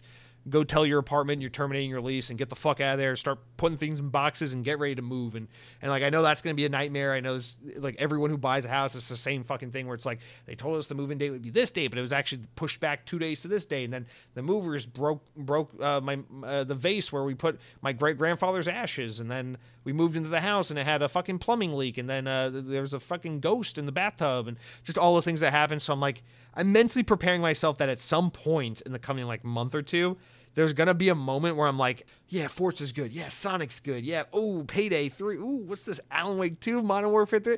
Boom. All right, no more video games. Put the Xbox in a box. I can't think about video games for like 3 weeks right now. Like, I just know there's going to be that point, and it's going to come out of nowhere and just hit me all at once, and then I'm going to have to basically just stop what I'm doing, like in the middle of my tracks, because it's such a busy year for gaming. But I got real world shit, unfortunately, that's getting in the way of things. Boo-hoo, poor me. So yeah, that's the main thing I've been playing. I've also, I want to play Payday 3, but I refuse to play that game single player, so didn't really dabble in that all that much. Disney Speedstorm, I did want to give that a try since the game is officially out now, quote unquote, the free-to-play racing Disney game. That I played the beta for it last year. Gotta say, this game, it's fine. Mechanically, it feels good, but it is such an egregious mobile-first game. It's funny because the game's not even on mobile yet. It comes to Android and iOS later. Right now, it's just on console and PC, but it is such a fucking mobile game. Like, it lets you do almost nothing. It's like, here are 3 tracks. Here's 2 characters. Fuck you. Go buy some shit. Go to the store, buy some credits, and unlock Johnny Depp. And I'm like, I'm not doing any of that shit, dude. So, Disney Speedstorm, it's a fun, competent little free-to-play kart racer. I feel like it's kind of grubby and not very fun because of just how overly, what am I trying to say, monetized it is. And it's just, again, it's like, no time. If I'm going to play, listen, man, if I'm going to play a racing game right now, it's going to be Forza Motorsport. And if Forza Motorsport didn't exist and there was more time to schedule, you know what I'd rather play than Disney Speedstorm? I'd rather play Hot Wheels Unleashed 2, which comes out this month, but I'm definitely not playing because I just don't have time and money right now. So, too much competition. Sorry, Disney Speedstorm. Maybe if it was like 5 months ago, I would have played you, but no. So there's that. And then the final game I've been playing this week, and honestly, I thought this was the main thing I was going to talk about, but I ended up frustratingly putting it down, is Sonic Frontiers: The Final Horizon. So last week, I spoke briefly but very positively on this. And this week, just the opposite. I got a lot to say, and it's not great. But so Sonic Frontiers: The Final Horizon is the big free story DLC that came for this game almost 2 weeks ago. Wasn't really able to play it the first weekend it came out. I was away out of town with a friend, bachelor party. But this past weekend, I was like, okay, it's Sonic time, baby. This weekend's all about Sonic Frontiers. Before Forza, before Modern Warfare 3, we're just dedicating some time to Sonic. So I'm like fully down to play my boy Sonic. And bro, this DLC, it broke me because I played that first hour and I was raving about it last week on the podcast because it opens up, it's got new cinematics, it lets you play as Tails, Knuckles, and Amy. It's awesome. They have really unique gameplay mechanics. It's super fun to play as them. There's all new things to do. So much content for a free story DLC. I cannot believe they're not charging $20 for this. So good. That first hour, so good. I love it. There's so many nods to the old Sonic Adventure. It just basically feels like modern day Sonic Adventure. It's so cool. Everything they're doing with the storytelling and the multiple playable characters and some of the features they're bringing back and all this. I'm so happy about it. It's so great. Then after the first hour, you transition from Knuckles, Tails, and Amy and go back to playing as Sonic. And then the game turns to ass on shit. I don't know how else to describe it. It is a piece of ass on a pile of shit, this game. Because it does this thing that like Sonic games used to do back in like the mid-aughts that I thought as an industry we had gotten away from. I didn't know this could still happen. Where Sonic Team made the gross mistake of thinking that DLC should just be reused assets with the difficulty spiked all the way up. And listen, if you listen to this podcast, you know I love Sonic Unleashed. One of my favorite games of all time, most nostalgic games of all time for me. I adore Sonic Unleashed. Almost never say anything less than glowing about it. But if I'm being honest, just real talk, Sonic Unleashed had god-awful bullshit DLC. The DLC in Sonic Unleashed was like, here are new levels for all the different worlds in the game. And they're just reused assets from the core game, but they're impossibly hard. Like, here's level 3-4 for Apatos. And instead of being fun and 3 minutes of running around zooming at Sonic the Hedgehog like it was in the main game, this level is just insane obstacle courses, black holes, pits, grind rails that you can't target properly, and you just fucking die and die and die and get game over repeatedly. That was like the DLC for Sonic Unleashed. Thankfully, we've come a long way in 15 years. We don't really get games like that anymore. We get a lot more of these games where it's like meticulously crafted level design, where maybe it's a little easier than games used to be back in the day, but it's not even necessarily about being easier. It's just about game design being smarter and more thoughtful. I mean, dude, even like the Sonic game from 2017 that everyone hates, Sonic Forces, like that game had more thoughtful, fun level design in the later game. But oh my god, dude, it's so night and day, because Sonic Frontiers is such a great game with such masterful level design, such fun moment-to-moment gameplay. This DLC starts out so strong. It lets you play as Amy and Knuckles and Tails and all these new characters, and it's super fun. It's like more of the base game, but now you get to play as different characters, and it's awesome. And then you get to these Sonic sections where it's like, what should we do for Sonic? Since you played the 20-hour base game as Sonic, what should you do for this DLC when you play as Sonic? You literally just go in these obstacle courses that are so fucking pull your hair out, ridiculously tough to do. It's like grind on this rail, boost on the rail, jump off the rail, and hope you land 3,000 yards in the northeast direction onto that tiny ass rail in the distance, and hope you don't fuck up. And if you don't land that rail, you fall down 9 trillion stories, and you got to restart the whole obstacle course again. And then you get to the top of these fucking towers, and they're like, now you must do a combat challenge, where like you do these combat challenges where they time you. They're like, here's a minute and 20 seconds to kill 400 enemies, and Sonic's stats are nerfed back to whatever the base stats are. We remove all your upgrades, all your level perks, and everything you've done throughout the game, and now you're just back to level 1, and you got a minute and 20 seconds to kill 7 bosses. Like, fuck you, go. And it sucks, dude, because the DLC was so good at first, and the stuff they're doing with the story content is so good that it like broke my heart to see like it just turns into thoughtless, bullshit, dated, archaic, nonsensical, hard just for the sake of being hard kind of gameplay. And the thing that really gets me is it's like, dude, when I was like 12 years old, I would just deal with it. I would just throw my fucking controller at the wall and sit there all day on a Saturday and be like, oh, I'm 12 years old and I have nothing to do. I don't have a car. I don't have money. I can't do anything. So like, it doesn't matter how hard this game is. This is what I'm fucking doing. I'm playing this until I beat it. I'm getting good. I'm literally getting good. But now I'm 28 years fucking old, dude. If Sonic Frontiers pisses me the hell off, I'm going to turn off my Xbox. I'm not throwing my controller. The thing costs too much money. I'm going to turn off my Xbox. I'm going to go to Denny's, dude. I'm going to go fucking Denny's, because guess what? I got a Honda, and I got $20 in my wallet, and you can't stop me, Sonic. So, like, that's the difference here. It's like, why are you doing that to me as a long-term Sonic fan? Why are you trying to make me mad just to make me mad? There's too much competition. There's too many video games. There's too much to do. There's too much to entertain us these days. Why are you going to do this? Like, this isn't fun, so why are you doing that? And then I think about the fact that, like, at its core, Sonic is a game, it's made for kids, dude. I'm an outlier. I'm the 30-year-old fucking man that still likes Sonic. You're not supposed to like Sonic when you're my age. Your core audience is like 10-year-olds. Why the fuck are you going to make a game this hard for them? We're talking about a generation that grew up on Rocket League and A Hat in Time. Why the fuck are you going to make them play Sonic Frontiers extra difficulty FU dog shit mode? Like, that's so silly. So I don't really understand who this DLC is for. It's too hard for the kids that the game's aimed at, and it's just absurdly obtuse and archaic in its level design in a way that just, it reminds me of like I don't know, people always loved Sonic Heroes. I remember like I was a kid at the time where Sonic Heroes was like just coming out. I was like 11 years old when Sonic Heroes came out or whatever. So I remember like all the kids at school and church were like, yo, you play Sonic Heroes? You play Shadow the Hedgehog? You play Sonic Heroes? And I remember being like, I love Sonic, but Sonic Heroes sucks because the level design sucks and it has ridiculous difficulty spikes for no reason and the controls are shit. In Sonic Frontiers DLC, these Sonic sections, it feels like that again. I'm like, wow, it's 2003 again. This game is so hard for no goddamn reason. Like, why are you trying to weed out 10-year-olds right now? Like, what is your plan, Sonic team? So a little too Japanese for me, a little too fucking, I don't like this Sonic Elden Ring shit they're going for. It's not fun. So I bumped the difficulty all the way down to easy mode. That helped me get through a lot of the bullshit, and I made it all the way to the very end. At the very end, they put you in a loop where you can't save, you can't restart, you just have to do a boss horde rush mode where you fight every boss from the entire base game, but on a harder difficulty now with like 400 seconds to do it. And every time you get hit, you lose time. And I'm like, you know what? Actually, fuck this. Literally fuck this. So I turn off the game. I go to youtube.com. I pull up a long play of the DLC, and I just watch it. I'm like, I'm in the last 15, 30 minutes of the game. I'm just gonna watch what happens. Skip through this fucking boss battle that sucks ass. Let me watch the cutscene. Let me see what I would have gotten if this game wasn't so unnecessarily difficult. And I watched the final cutscene. I was like, that's cute. That's cool. As a Sonic fan, I enjoy that. I appreciate that. I would love to have the satisfaction of earning that ending myself, but no fucking thank you. I'm not spending the next 3 weeks of my life mastering Sonic Frontiers so I can enjoy the alternate ending from the free DLC that came out a year after the game. Like, no way in hell.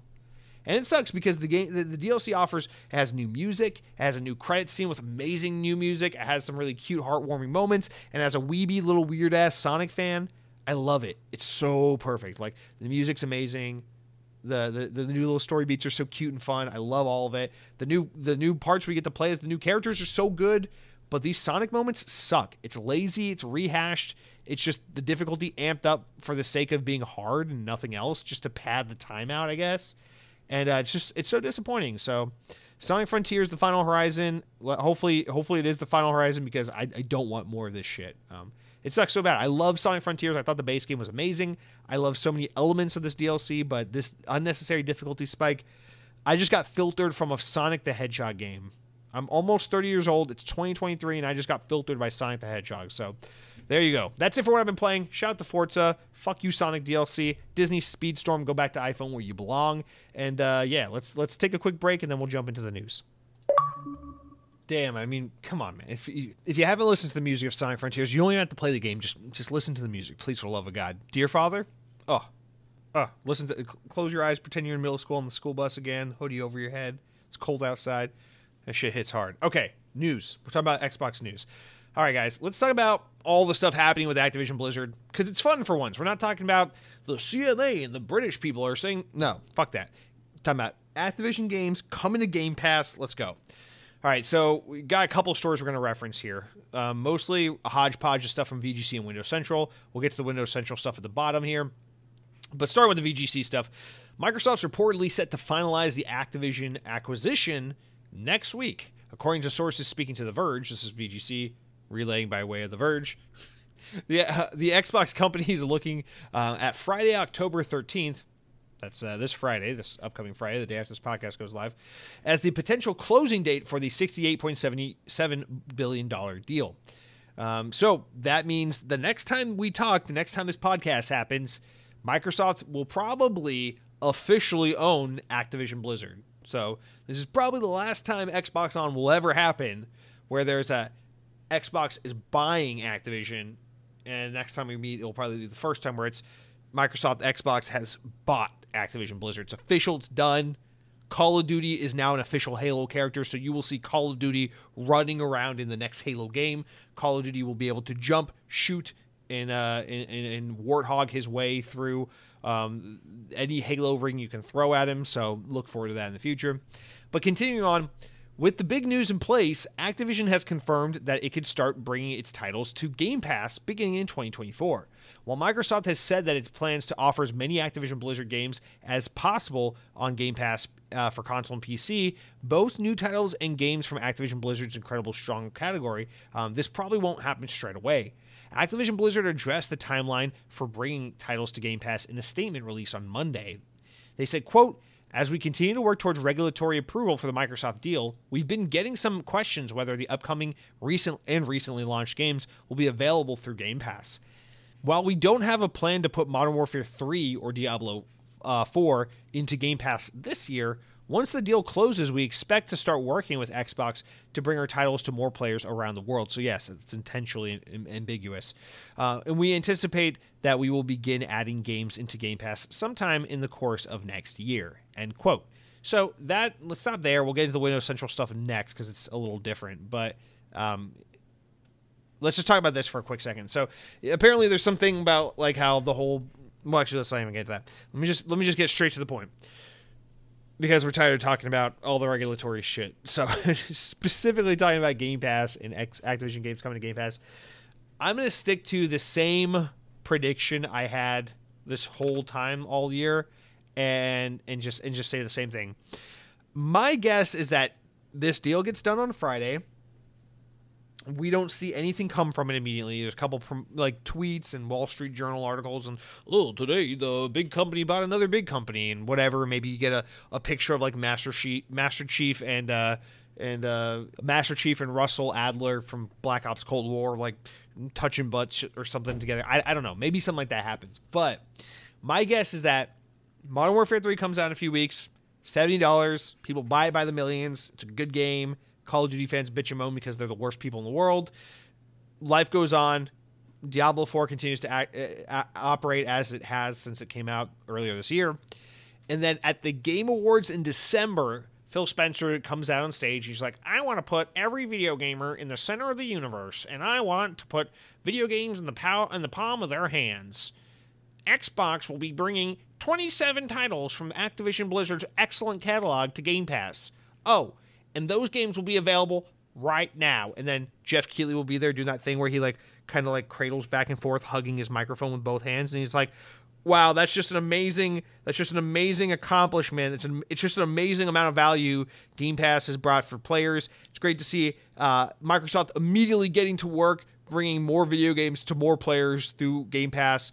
An excellent service. Thank you so much, Phil. Now on to another ad from Tencent or something like that. And then that's exactly how that will go. And we will get a splash screen, and it will say Activision Blizzard and Xbox join forces. And they'll have like a splash screen of a bunch of fucking video game cases. And you will see like Black Ops 2, OG Modern Warfare 2, Call of Duty Ghosts, everyone's favorite. You'll see fucking Skylanders, not really because you have to have the stupid plastic portal in order to play that game. You'll see Singularity. You'll see all these types of games, and they'll just be fucking Prototype 1 and 2. You got not Guitar Hero. You get freaking Tony Hawk's Pro Skater Remaster that came out a few weeks ago, Crash, Spyro, Diablo 3 Complete Edition, freaking Heroes of the Storm of Warcraft, Gwent, which isn't even an Xbox or Activision game, but they'll take it anyway, and you'll just get whatever, all this Activision Blizzard bullshit. They'll even put Overwatch in there, whatever, and they'll just be like, available today. And all those games, as soon as the Game Awards are over, those games are immediately loaded into Game Pass.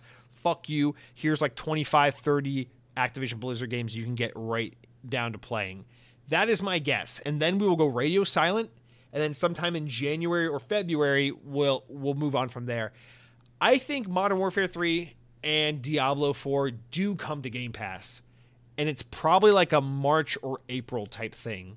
Like once those games come out later, that's kind of my feeling, is like they're gonna let the thing linger. They're gonna kind of use the excuse of like, oh well, the deal just went through. We're still dotting some I's and crossing some T's, and there's some transitional stuff happening right now. We're really not focused on content. We're just focused on like helping acclimate Activision Blizzard people to Xbox and vice versa, and that will be the excuse. And then like on March 17th or fucking April 42nd or whatever the hell that is, they'll be like, oh, by the way, Modern Warfare 3 and Diablo 4 are on Game Pass now, or maybe that will be like a E3 type, summer showcase type announcement. But I think there will be like a weird delay specifically for those two games and nothing else. That Crash game that came out a few months ago and bombed, that Crash Rumble game, Crash Team Rumble, that shit will be in Game Pass like by the end of the year, mark my fucking words. But Modern Warfare 3, Diablo 4, because they're going to be like, let's not stop the gravy train. Let's let the money roll in. Okay, and then when we've made like 90% of the money we're going to make off those games after the first year, then we'll put them into Game Pass. That's my guess. And then starting next fall with like Call of Duty Black Ops 5 or whatever the hell comes out, that's when you'll start to see like, okay, day one in Game Pass, et cetera, all Activision games going forward. Day one in Game Pass, Sekiro 3 or whatever the hell they're making. I don't know. So that is my prediction. That is exactly what I think will happen. What Activision's doing is kind of like leaving the door open and being like, we're gonna talk while not saying anything, saying stay tuned to 2024. I don't think they're gonna wait that long. Xbox, I don't think wants to wait that long. I think they want to have some big, exciting thing at the Game Awards, and they want to have something big and exciting to cap off the year with. They want to say Hi-Fi Rush was a really fun surprise that got a lot of people. Redfall was a big disappointment, but Starfield was a massive boon for us in the fall. And then, of course, Forza Motorsport was another great success, as those games always are. But we're not done yet. We're sending 2023 off with a bang. We want to let you know that next year's going to be even better. Here's a shit ton of Activision games. I think that's exactly what's going to happen. So That's my prediction. That's where we stand on this. Activision is basically acknowledging, yes, these games are going to come to Game Pass soon, but we're not really going to be specific about any of that, because in a lot of ways, I'm betting these conversations really haven't happened all that much, between parties. I think Xbox has probably had these conversations internally more than they have directly with Activision, but I'm sure Xbox's plan is to get this shit on Game Pass now, bolster that catalog as soon as like the holiday shopping season starts to slow down, and it's just not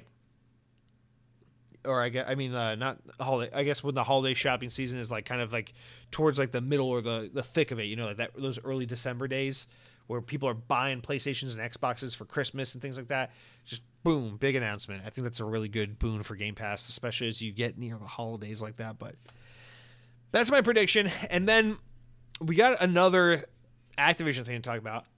So Jez Corden, the legend, the man over at Windows Central, had a really good exclusive article that came out this week going over a bunch of so essentially Bobby Kotick had this kind of meeting with the teams at Activision Blizzard, basically saying okay, so we're being bought by Xbox. What does that mean? So it's so what? Where do we go from here?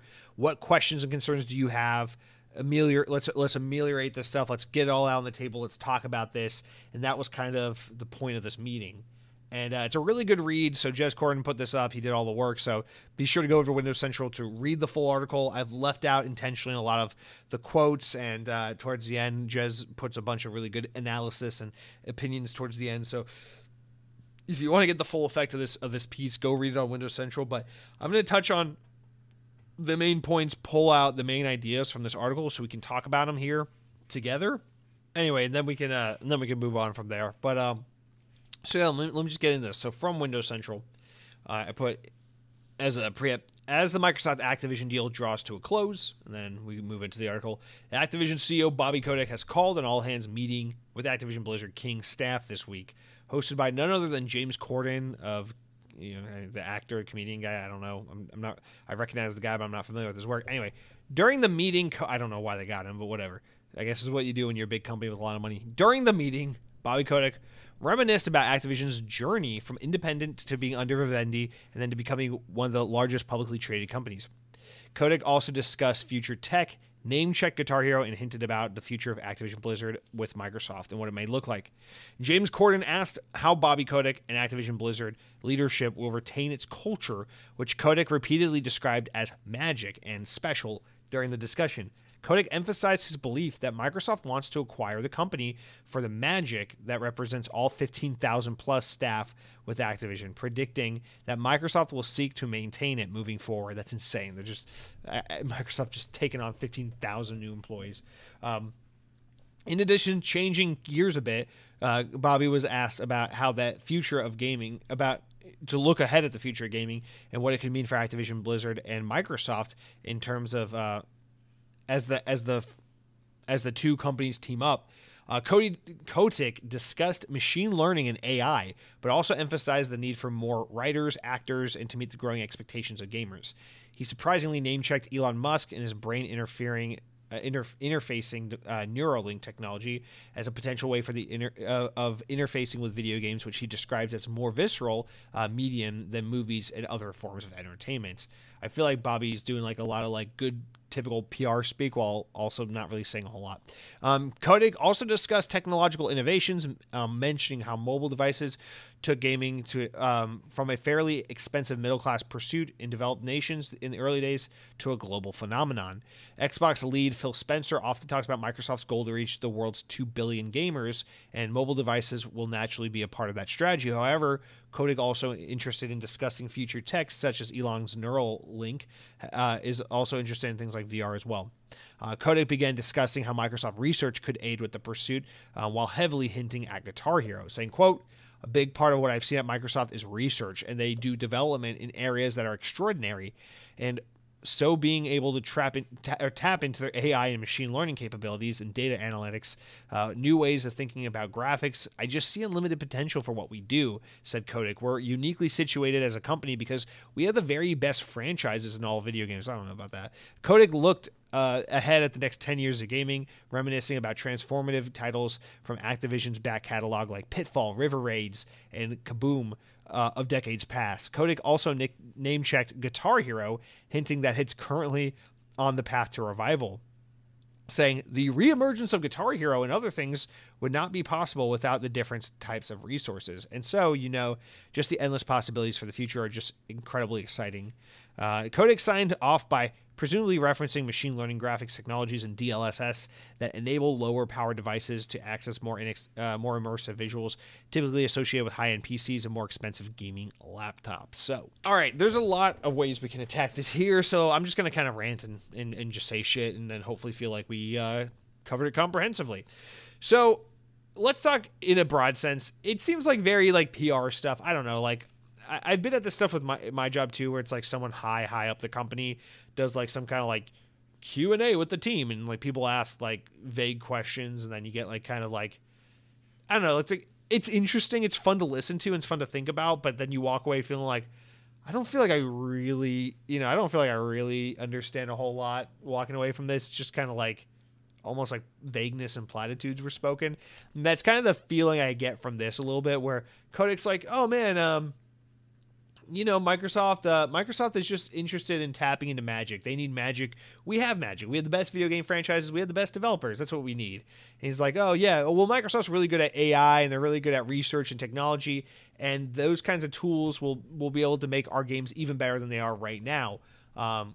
But also to be sensitive to the writer's strike. Yeah, we need lots of writers and artists and people making video games as well. So I'm sure Microsoft will hire a lot of those things. Listen, he's not going to be in charge anymore. It's not going to be his company. Activision's not going to be held accountable stock-wise to the decisions Bobby Kotick makes. It's going to be held accountable to Microsoft's stock price. And Microsoft's stock price is not going to be determined by anything Activision's doing. It's going to be determined by Azure and AI and Bing and Office and all these things that Microsoft does that are so much more important on a global scale than video games. So it's just one of those things where it's he's just saying anything and everything, because who fucking cares? It doesn't matter. Once Activision's delisted from the stock market and from the stock exchange, and it just gets lumped into Microsoft. It's I'll say whatever you want to hear, man. Yeah, we need writers. We need human hands making video games. Is that what you want to hear? I don't fucking know. We also need AI and really interesting development and technology to make our games even more powerful and interesting than they are before. Oh yeah. We also need to meet gamers where they're at. Find people in lower, in more developing nations around the world who have access to low-end cell phones and things like that, and find ways to get really powerful games accessible on those devices and to that market. Oh yeah. We need to find Microsoft's just trying to get into game. Just saying anything and everything, and it's I don't think he's making it up. I don't think it's all bullshit. I think these are things that are true, that Microsoft cares about these things, and that these are benefits of Activision in ways that the two brands can synergize together and all that. But it also just sounds like he's kind of paying lip service while not actually really committing to anything. So, I mean, yeah, at the end of the day, a huge part of Microsoft's interest in buying Activision is their mobile pursuits. They want to have their own kind of mobile store on iOS and Android to compete with the mobile app stores. They want to have their own marketplace. They want to have really excellent games on mobile to kind of dominate that space, so that Game Pass and Xbox can be more than just a box that sits in your living room in front of your TV. So they're trying to expand and go crazy with this stuff. And Activision and their mobile efforts are a huge part of reaching that. King is a huge part of this, as we learned throughout the past year of all the legal proceedings, is that Microsoft is very interested and very eager to get King and all the mobile shit that comes with Activision. So I believe it all. And I believe that Microsoft's obsession with research and development and technology can really help further fuel things at Activision. But I don't know. I think that's not really what people want to know. I think what people want to know is whose jobs are going to be rendered redundant, who's going to be fired as a result of this merger, this acquisition rather.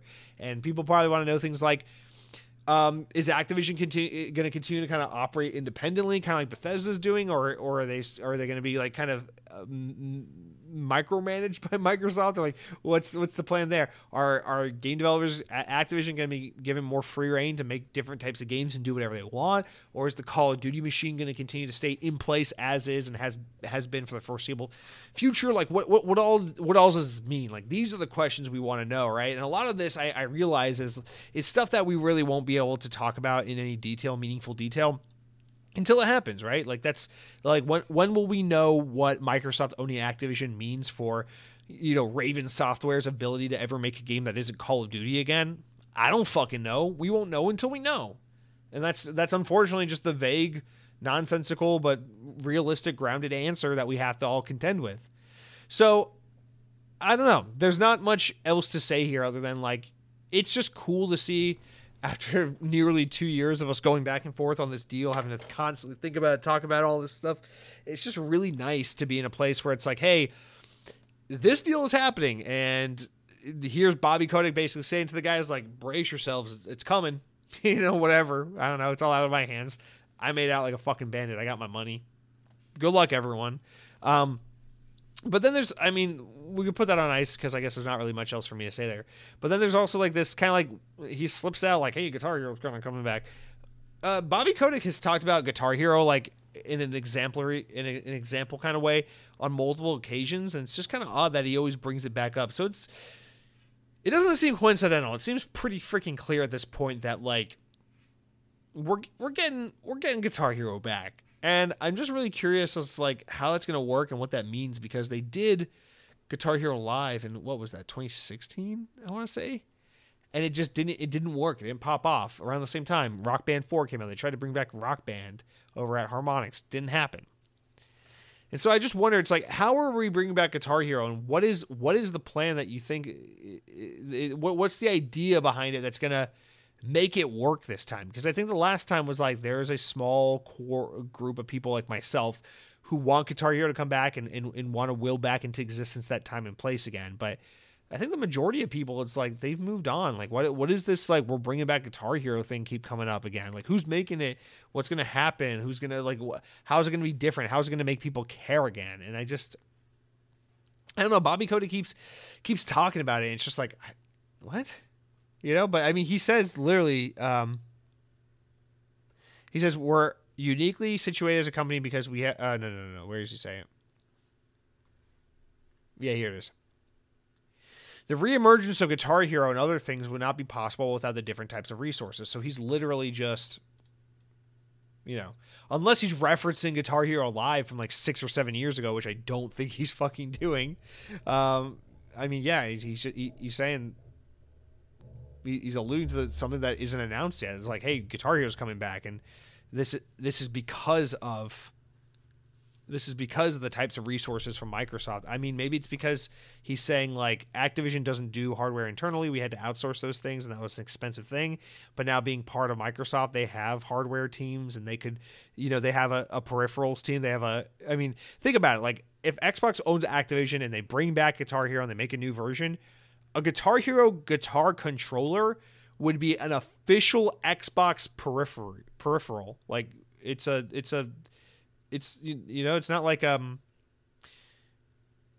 not like, oh yeah, Mad Catz makes the Guitar Hero controllers or whatever. It's like, no.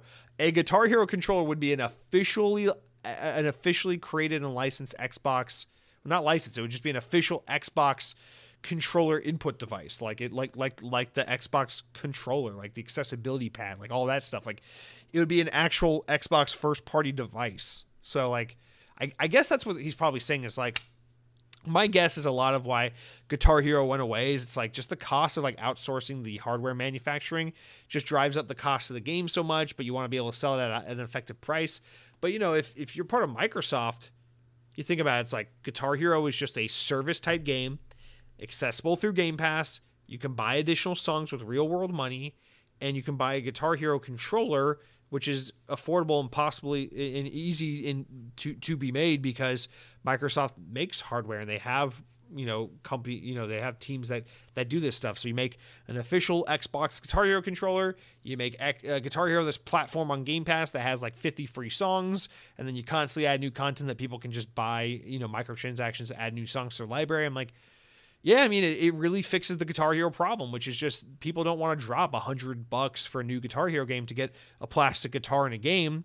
But, if you sell a $70 guitar and then your Game Pass subscription gets you Guitar Hero with a bunch of free content, included content, like, That might be a good way to penetrate a large audience of people who are like, yeah, I miss Guitar Hero, or I wasn't really around for the Guitar Hero thing. Let me give that a go, and make it accessible on mobile as well, where you can play a tap version where you just tap on the fucking colors and you play the song or whatever. Like, I mean, I guess if you want to look at it that way, that's the way where you can make it make sense that like Microsoft is the key to bringing back Guitar Hero. But again, it's like, even though all those things make sense on paper and it excites me because I love Guitar Hero, I just got to ask the rest of the world, who the fuck gives a shit about Guitar Hero anymore? Like, it's dead. It's over. It's long gone.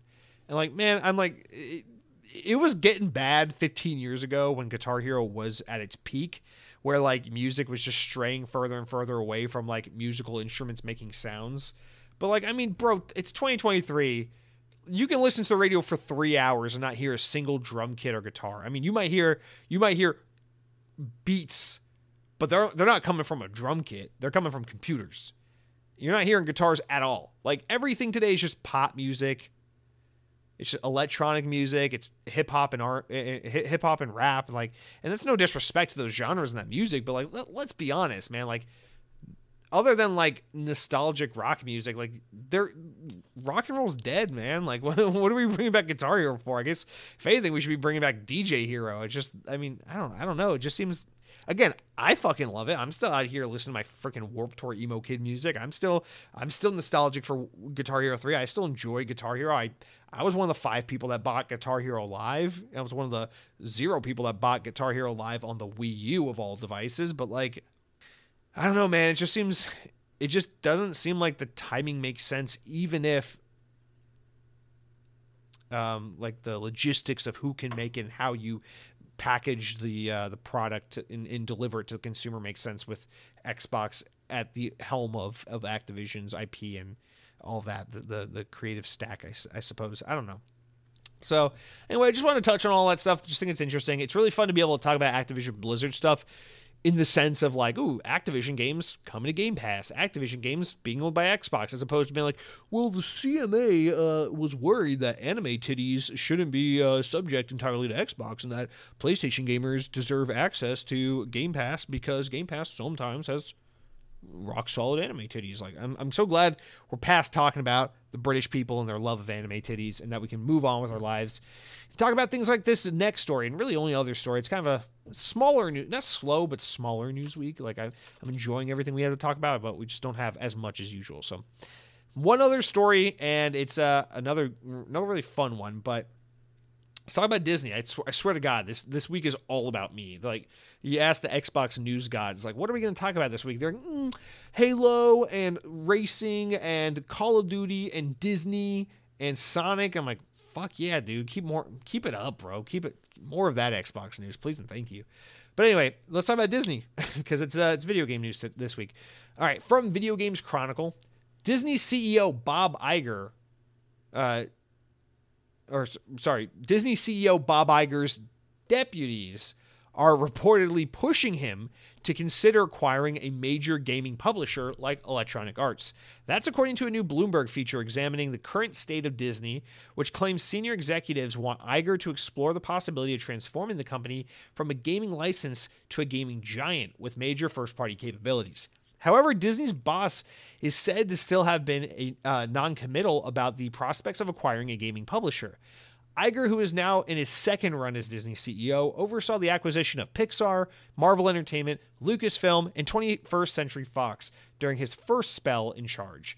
As well as working on various Star Wars titles, including Respawn's Star Wars Jedi series, EA announced last year that it had struck a deal to make several new games based on Marvel properties, including Iron Man and Black Panther titles. The news site Puck claimed that EA had held talks with Disney, Apple, Amazon, and Comcast NBC Universal over potential sales.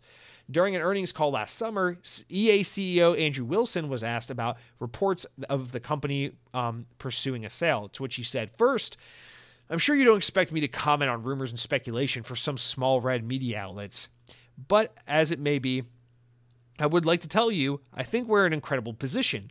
We're soon to be the largest standalone independent developer and publisher of interactive entertainment in the world. It's basically his way of saying once Microsoft owns Activision, we will be the de facto largest publisher of games in the world of independent. Not one of the big three: Nintendo, Sony, and Microsoft. So you might remember that story. We talked about that last year when that was said. We talked about EA talking about wanting to position themselves, having possible suitors like Apple and Amazon and Disney and Comcast. And so we had that conversation back then. I think you might remember, basically it probably boiled down to me just being like, consolidation's bad. I don't want the industry to consolidate. I hope no one buys EA. EA should stay independent. That was basically my take back then. And I still largely stand right by that. In fact, I still stand entirely by that. However, let's talk about this because now this is the second time this has come up, and now we're starting to get more murmurings on Disney. So we know EA's got a little bit of a boner for maybe getting acquired. They're like, "Oh, we're independent, we're awesome, we're the biggest," but we're also up for sale if the right price comes our way.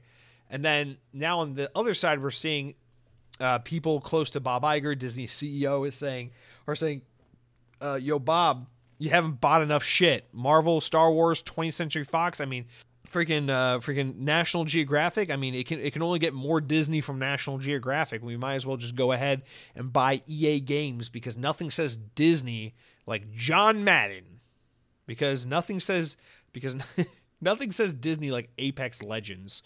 So fuck me, but." This would be interesting if this happened because I'll avoid my knee-jerk consolidation is bad argument because I think if you've ever listened to Xbox On for more than 20 seconds, I bitch about that all the time. Yes, I don't like consolidation. I would like more independence, more competition, more variety. I think that is the spice of life. But let's not take that angle. Let's just talk about it in some other freaking ways because I have the unique opportunity to talk about this from the perspective as not only a fan of video games and someone who follows video game related news, but as a big nerdy ass Disney fanboy, I have the ability to talk about it that way. And the reason I find this so interesting in a hypothetical way is because this is the one way in which Disney has never interfaced with the games industry. And I know I've ranted about it once before on this podcast a long, long time ago, but because probably none of those people still listen to this podcast from back in those days, and everyone who's listening today is probably entirely different, I will reiterate.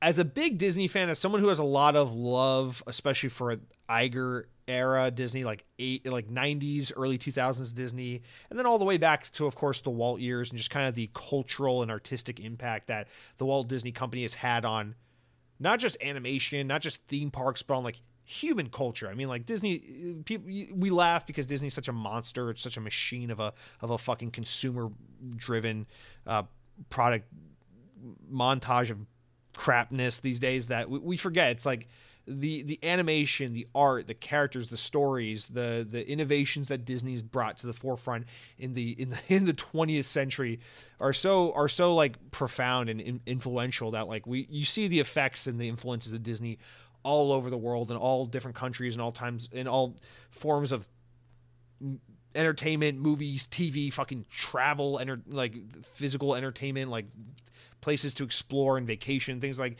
Disney's awesome. They have a really profound and lasting impact because of their commitment to really high quality work. And I'm mostly talking about old Disney because I kind of fucking hate modern Disney. But the reason I bring that up is because I think it's kind of so sad and such a missed opportunity that the Walt Disney Company never had the foresight or I guess the visionary in charge to really appreciate gaming, because I think at its core, video games are such a Disney thing, and Disney could have been such a really influential and big and awesome player in the game space had they gotten in there from the inception, from the early days. Walt Disney died in 1966, which is a couple years before video games were really a thing in the 70s, and even a few years before it was like really, really a thing, like where the arcade scene starts busting and like the home consoles start happening with like Ataris and shit, like in the late 70s and into the 80s where it starts to really take off, before I guess the 80s when the game crash happens before. But you know what I mean? Like video games as we know them today, the home console, things like this, the NES, 1985, Super Mario Bros., stuff like this. Disney was around for all that stuff, the Walt Disney Company. But the visionary, the man, Walt Disney, he was gone. And like his kind of like zany, wacky brain that could like look at something in entertainment and be like, I got a weird way of doing this. I'm going to go fucking make a feature-length film about a cartoon for the first time, and then I'm going to go build a fucking progress city about like a place where like smart people can come together and build technology that will cure cancer and end homelessness and world hunger. Like, I'm going to go build a fucking community, and then I'm going to go die of cancer. Like, that was Walt Disney, and I feel like that man, or like that era of that company, at least, whether it was that man or someone else who worked alongside him, would have probably had the appreciation and the foresight to be like, hey, interactive entertainment, like video games, like this is cool. Like, we can do something here. Let's get in on this. But unfortunately, the Disney that was around and in charge during the time where console gaming really came to the forefront, and then once you get out of the gaming crash and into like the, you know, Genesis versus SNES, or versus NES, and then SNES versus Genesis kind of years and all that, that Disney is so far removed and uninterested in gaming. And it's really sad because the only role Disney played in gaming during those really formative, really important years is just as a licensee. Like, we own Lion King, we own Aladdin, we own Mickey Mouse, whatever, Acclaim, Konami, whoever the fuck, just give us money here, go make a thing with our characters, go do it. And so, yeah, of course, you know, we all grew up, oh, I'm a 90s kid, I'm an 80s kid. We all love the Genesis version of this Disney game, the NES version of this Disney game, and that's great. But, like, I just feel like the same Disney that was able to look at, like, essentially, like, carnivals and, like, nonsensical, shitty Ferris wheels and crap and be like, Disneyland, you know, like that company, or the company that was, like, looking at, like, silly little slapstick cartoons and talkie cartoons and shit, and be like, Snow White and the Seven Dwarfs, and, like, come up with that kind of shit. Like, the company that had the creativity and the genius and the attention to detail and the care and all that, they could have done such a great job of throwing their hand in video games and be like, what if we tried to make these? What could we do? And I think, like, there's a huge alternate history that could have been really fucking beautiful, where Disney got into gaming at the beginning. They started their own development company. They hired the right people and got to work and tried to think, like, what can we do? How can we influence gaming? Who knows? Maybe they would have come up with a game just as big as Super Mario Bros. If they fucking tried, you know? But they didn't. They just licensed out their shit lazily. And then in the early 2000s, we get the Disney that's like, you know what? We're going to try to take it in-house. And they did, like, Buena Vista Games, which became Disney Interactive eventually. And they acquired some developers, and eventually they had, like, their own internal teams. But everything they did was, like, really tertiary to what they were doing in their theme parks and with their movie studios. And so it was like, yeah, we got, like, freaking Avalanche, and you're going to make a spin-off movie game for Toy Story or whatever. It's going to be budgety. And don't get me wrong, I'm a product of the early 2000s. I adore all those cheap, shitty licensed movie games. I have such an affinity for that kind of stuff. I grew up playing fucking Cars, the video game, and all that stuff. Like, I eat that shit for breakfast. I love it.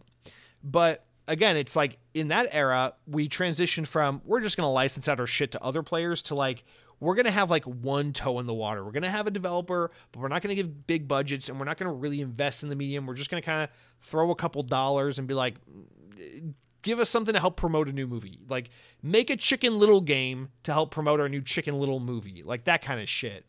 And so when Disney had the talent and had the kind of infrastructure in some form or fashion, albeit a weak one, to make games in-house and do stuff like that, they squandered it. They never really saw the potential, and they didn't do a whole lot with it. And then in 2016, well, actually, I should say, towards the end of it, they started to kind of do something special with it with Disney Infinity, and then they fucking threw it in the trash.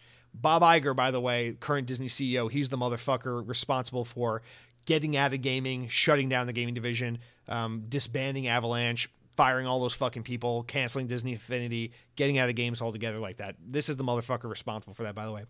But ever since then, 2016, they've gone back to kind of who they were in the 90s and stuff by being like, yeah, we'll just license out our shit. Let's make a 10-year Star Wars agreement with EA, and they can just make stupid fucking Star Wars games that are just okay for like 20 years or whatever the fuck they want to do.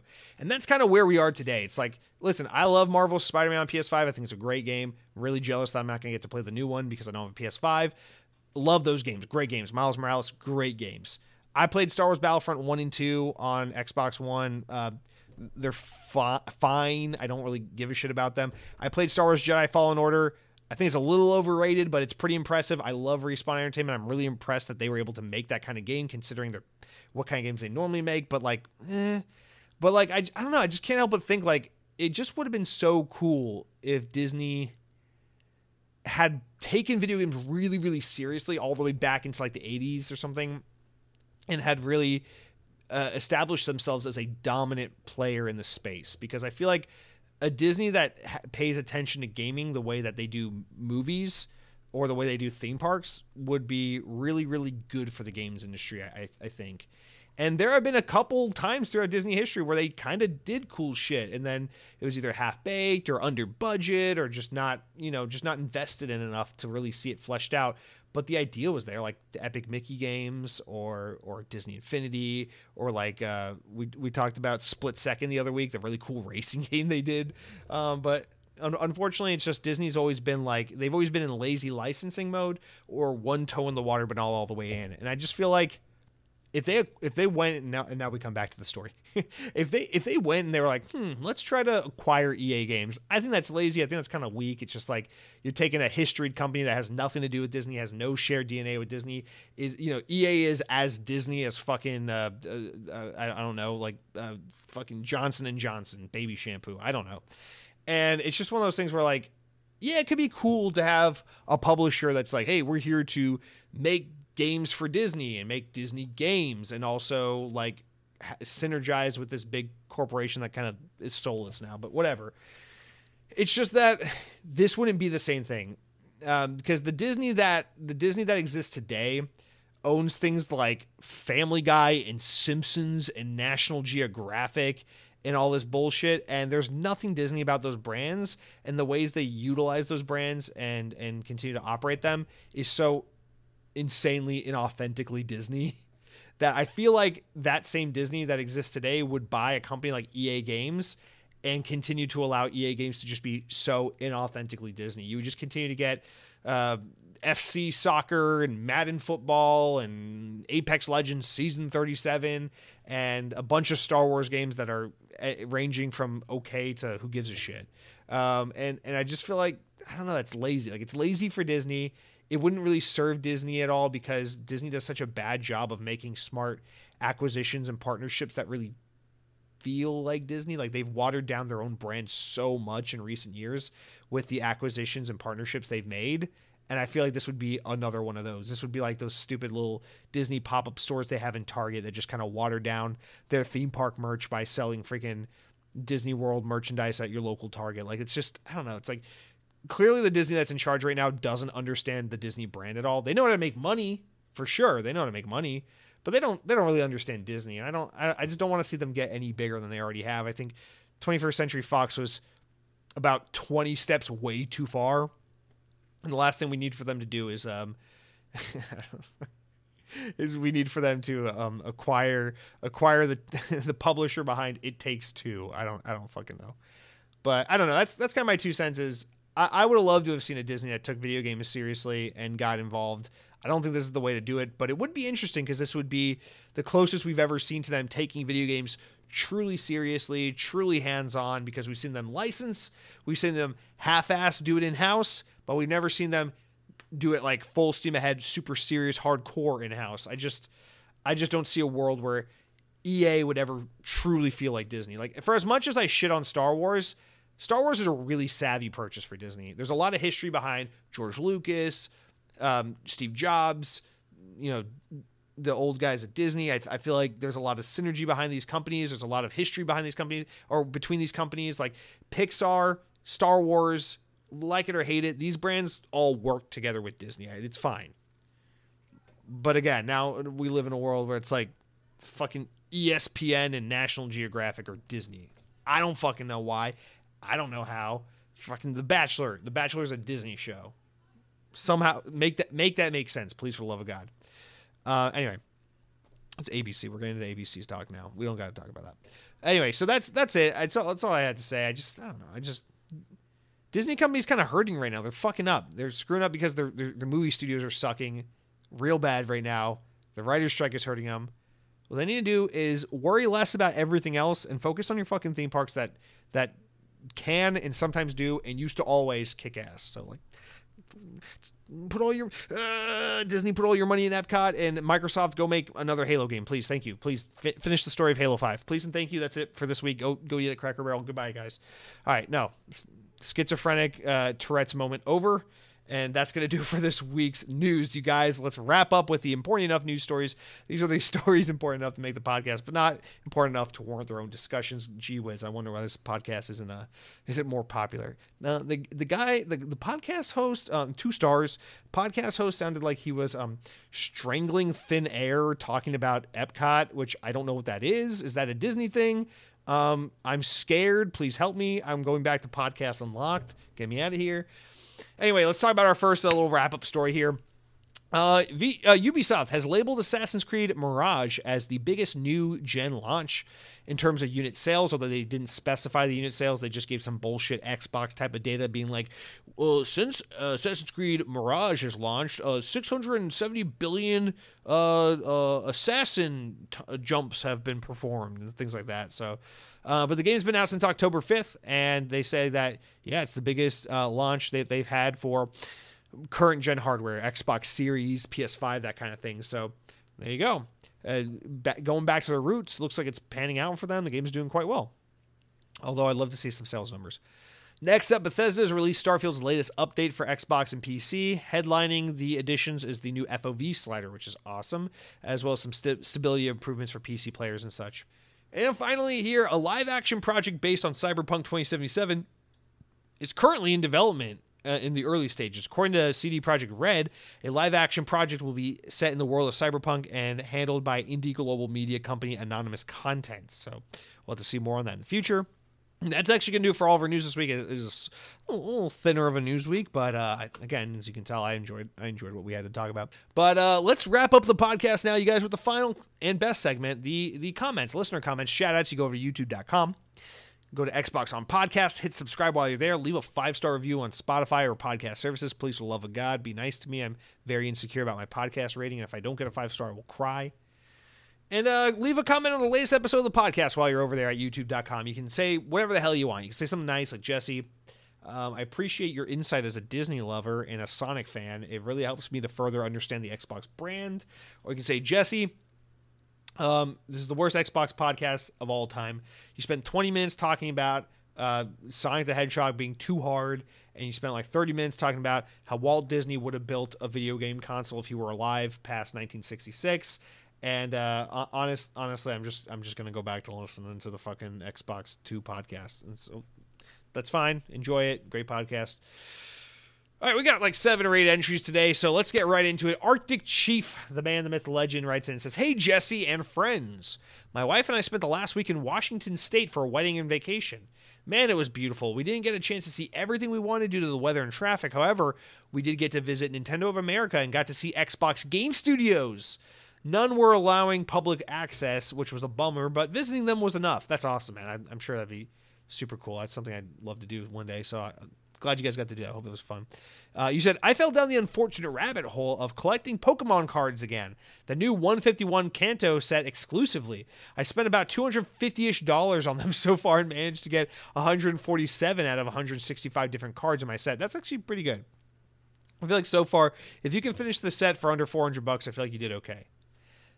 My biggest struggle now is the cheapest booster set you can get is the Snorlax bundle, which is $52 minimum.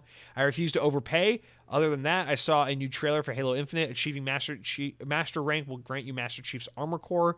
I'm a sucker for that stuff, so I reinstalled the game. Now wish me luck. Well, yes, absolutely wish you luck. I'm excited to hear, let me know what you think about Season 5 next week. I'm very much looking forward to Season 5 of Halo Infinite, as we talked about at the top of the show. But, dude, it's funny you mentioned this Pokemon card 151 thing, and we'll talk about Xbox comments in a minute, but I don't know why this comment ended up at the top, maybe just because I have a little bit of a crush on Arctic Chief. I don't fucking know.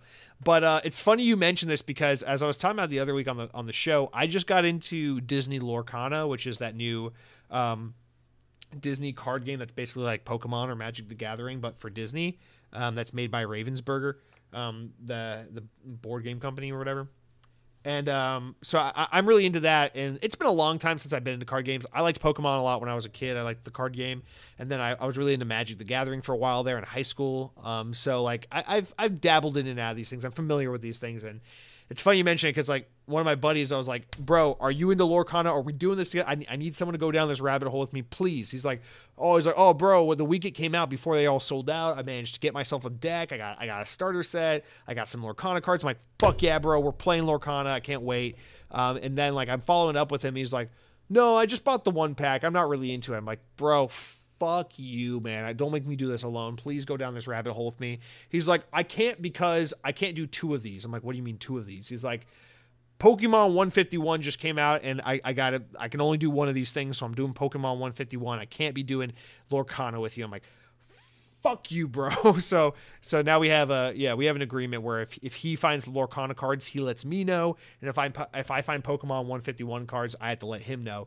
And dude, I don't know how hard it is to find these things, but I've been to like 100 different like Books A Million and Targets and Best Buys and shit over the past couple weeks looking for these things, and only one. Like I was in a random ass Target in Lakeland, Florida, birthplace of Publix grocery stores, and I was in the Target, and they had I don't know if they had just stocked it, and then I walked in like right afterwards, like lucky timing.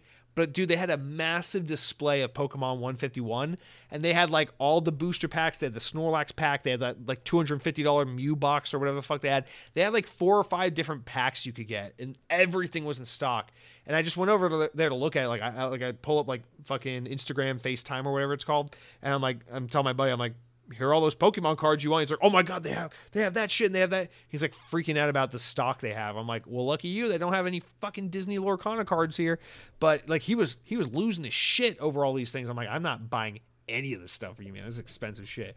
But like I don't know if this is what happened, but like I have a feeling he rushed out and drove like an hour and a half to get to that Target location after that. But man, dude, people are going nuts. I just say that anecdotally just to say people are going fucking nuts for this Pokemon 151. I guess it's like a new era of the original 151 cards, which I think is insanely smart, super savvy of them to do that. Definitely getting a bunch of 30-something-year-old men going crazy over this stuff. But yeah, dude, like I was there, and like there's like 40 neckbeards with me, and we're all just hovering over, heavy breathing over, like we just all ate fucking barbecue rib sandwiches, and we're just like hovering over these Pokemon cards, like they got the Mew pack. You know, it's insane, man. I haven't seen Pokemon cards like this relevant and popular, and I thought it was like 2001 or something. Like, it's insane in here, dude. I don't know, but thank you for writing in, Arctic Chief. I don't know how we got on that topic, but hope you guys had a great trip. Enjoy your Pokemon hunting. Card collecting's fun. I know it's like a really bad use of money, but at the same time, it's very fun. It's a fun hobby to get engaged with. It's expensive, it's stupid, but it's so much fun, and I totally get it. So, good luck to you on your hunt, and wish me luck on my Lorcana hunt. I've gotten 1 starter deck so far. That shit sells out in like 10 seconds every time it goes in stock. Anyway.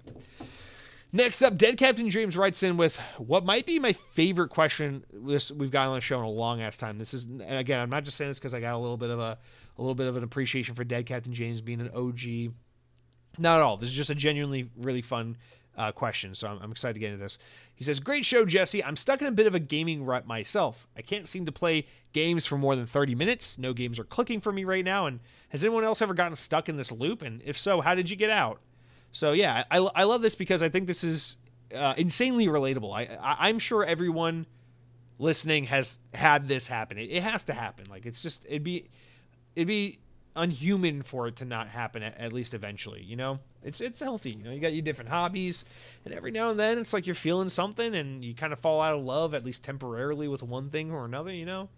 Man, I don't know. I feel like the only thing to do, it might feel like a bad time for this to happen because especially this fall, but this year in general is obviously such a big year for so many good games that have been coming out. But I feel like if you look past that and just, you know, you can't control the timing. It happened when it happened. But if you can just enjoy this moment and it kind of, I'd say lean into it, right? Like, isn't that kind of like the thing to do, is like lean into it? Like, you're not feeling video games right now. So what? It's probably happened before. It'll probably happen again. You'll probably fall back into video games pretty soon here.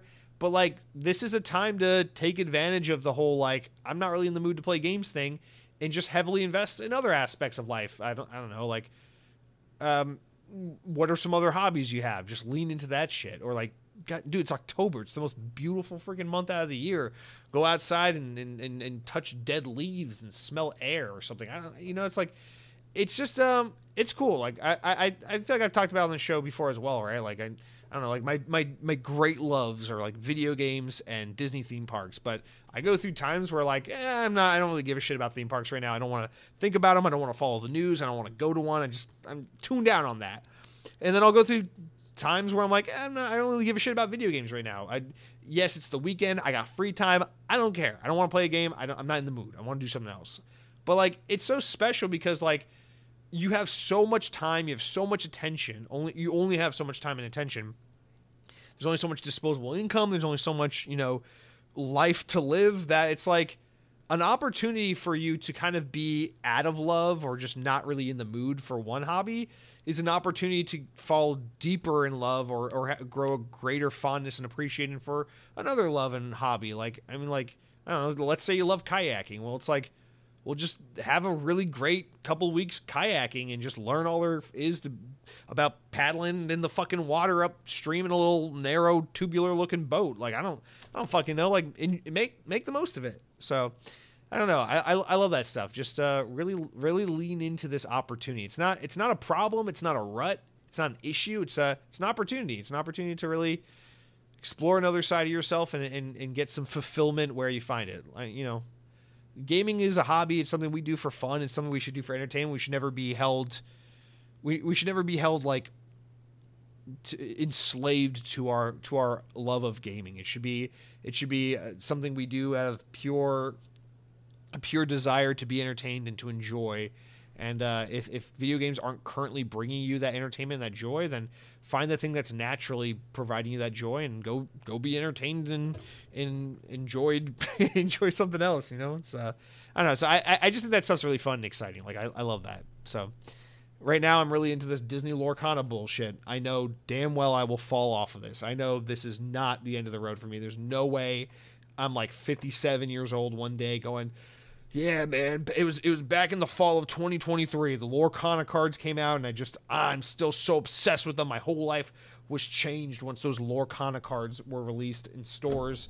God damn it, that changed the whole course of my life. Like, probably not going to happen, but I don't know. There are going to be times where I don't want to play video games. There are going to be times I don't want to go to Disney World, but I know at the end of the day, more often than not, those are the things that bring me the most joy. Those are the things I love the most. Sometimes I'm like, oh, man, I love music. I should go back to playing guitar. And then I play guitar for a week. And I'm like, oh, yeah, I forget what it's like to have calloused fingers. And then you go back to letting your guitar collect dust as it's supposed to do. And then you move on.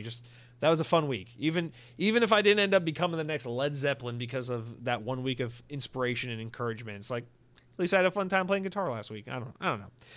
Enough of that. I'd love to hear if other people want to write in about that, kind of how do you handle those moments where you just kind of fall out of love with something.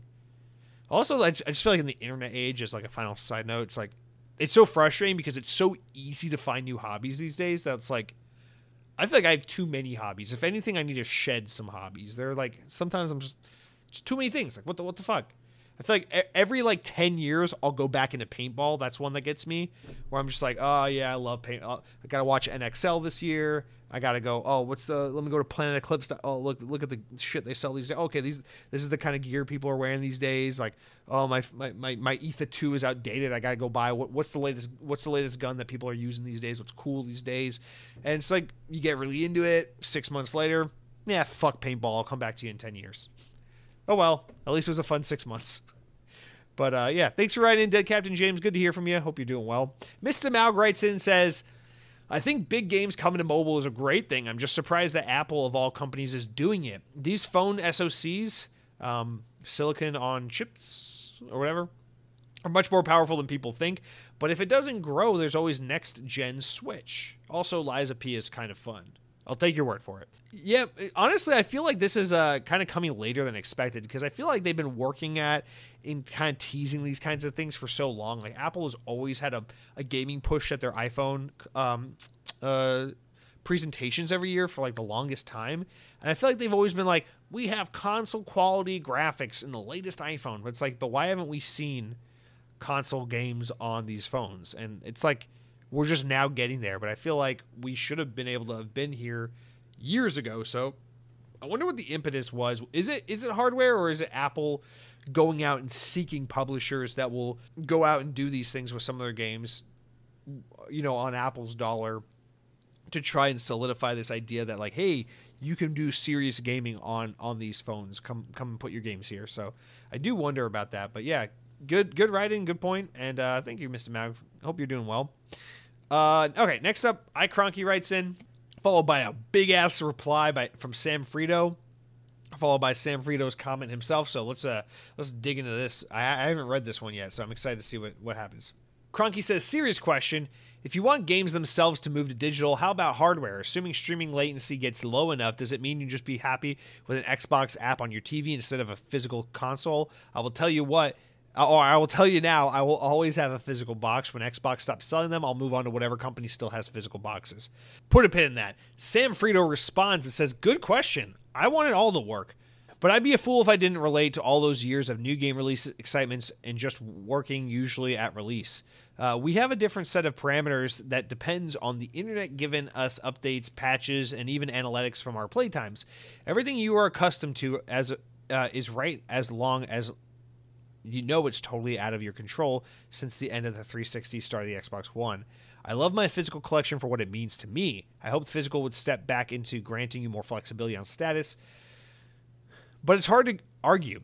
When a corporation doesn't have to abide by making sure the code on the disc actually plays the game on its own, no download required, I still enjoy War for Cybertron on Xbox 360. That's my love for physical media. They can't take that away from me. By the way, sorry to hear about your Metal Gear Solid on PlayStation 1 being delisted.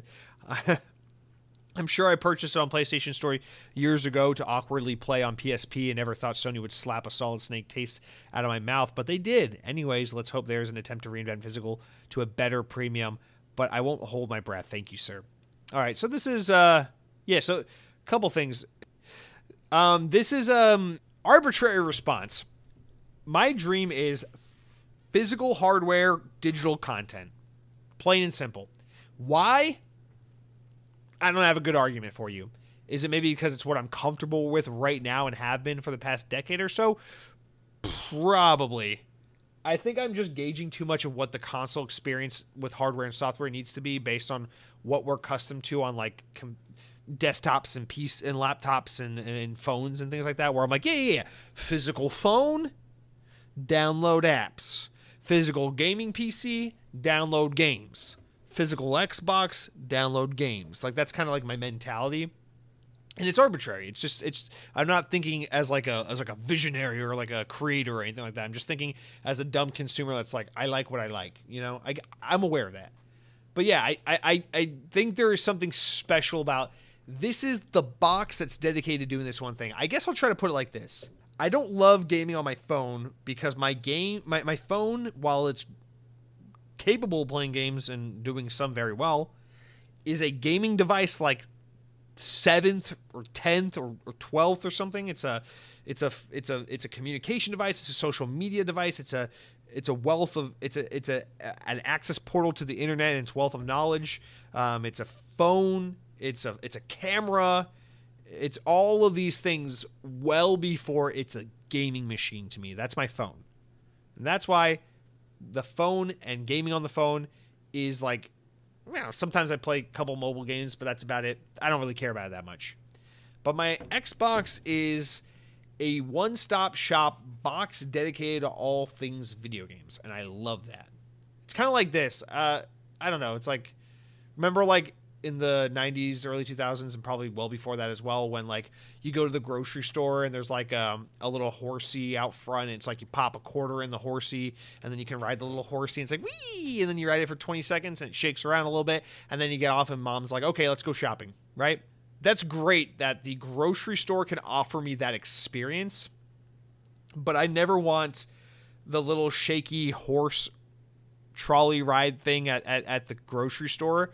I never want that to replace Disney World, because at the end of the day, I'd way rather go down Main Street, USA, and ride Space Mountain and Tomorrowland and Seven Doors Mine Train and hop on over to Epcot and ride Test Track and Soarin' and all the... I'd way rather have that experience.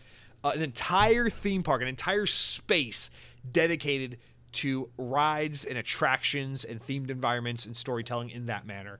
It's like, does that kind of make sense, where it's like, I'd rather have the thing that is a dedicated machine for that experience. And so to me, it's like having an Xbox app on your Roku. It's like, that's cool, but my Roku is not an Xbox. My Roku is a Roku. It's a way of watching really shitty free movies and accessing Netflix.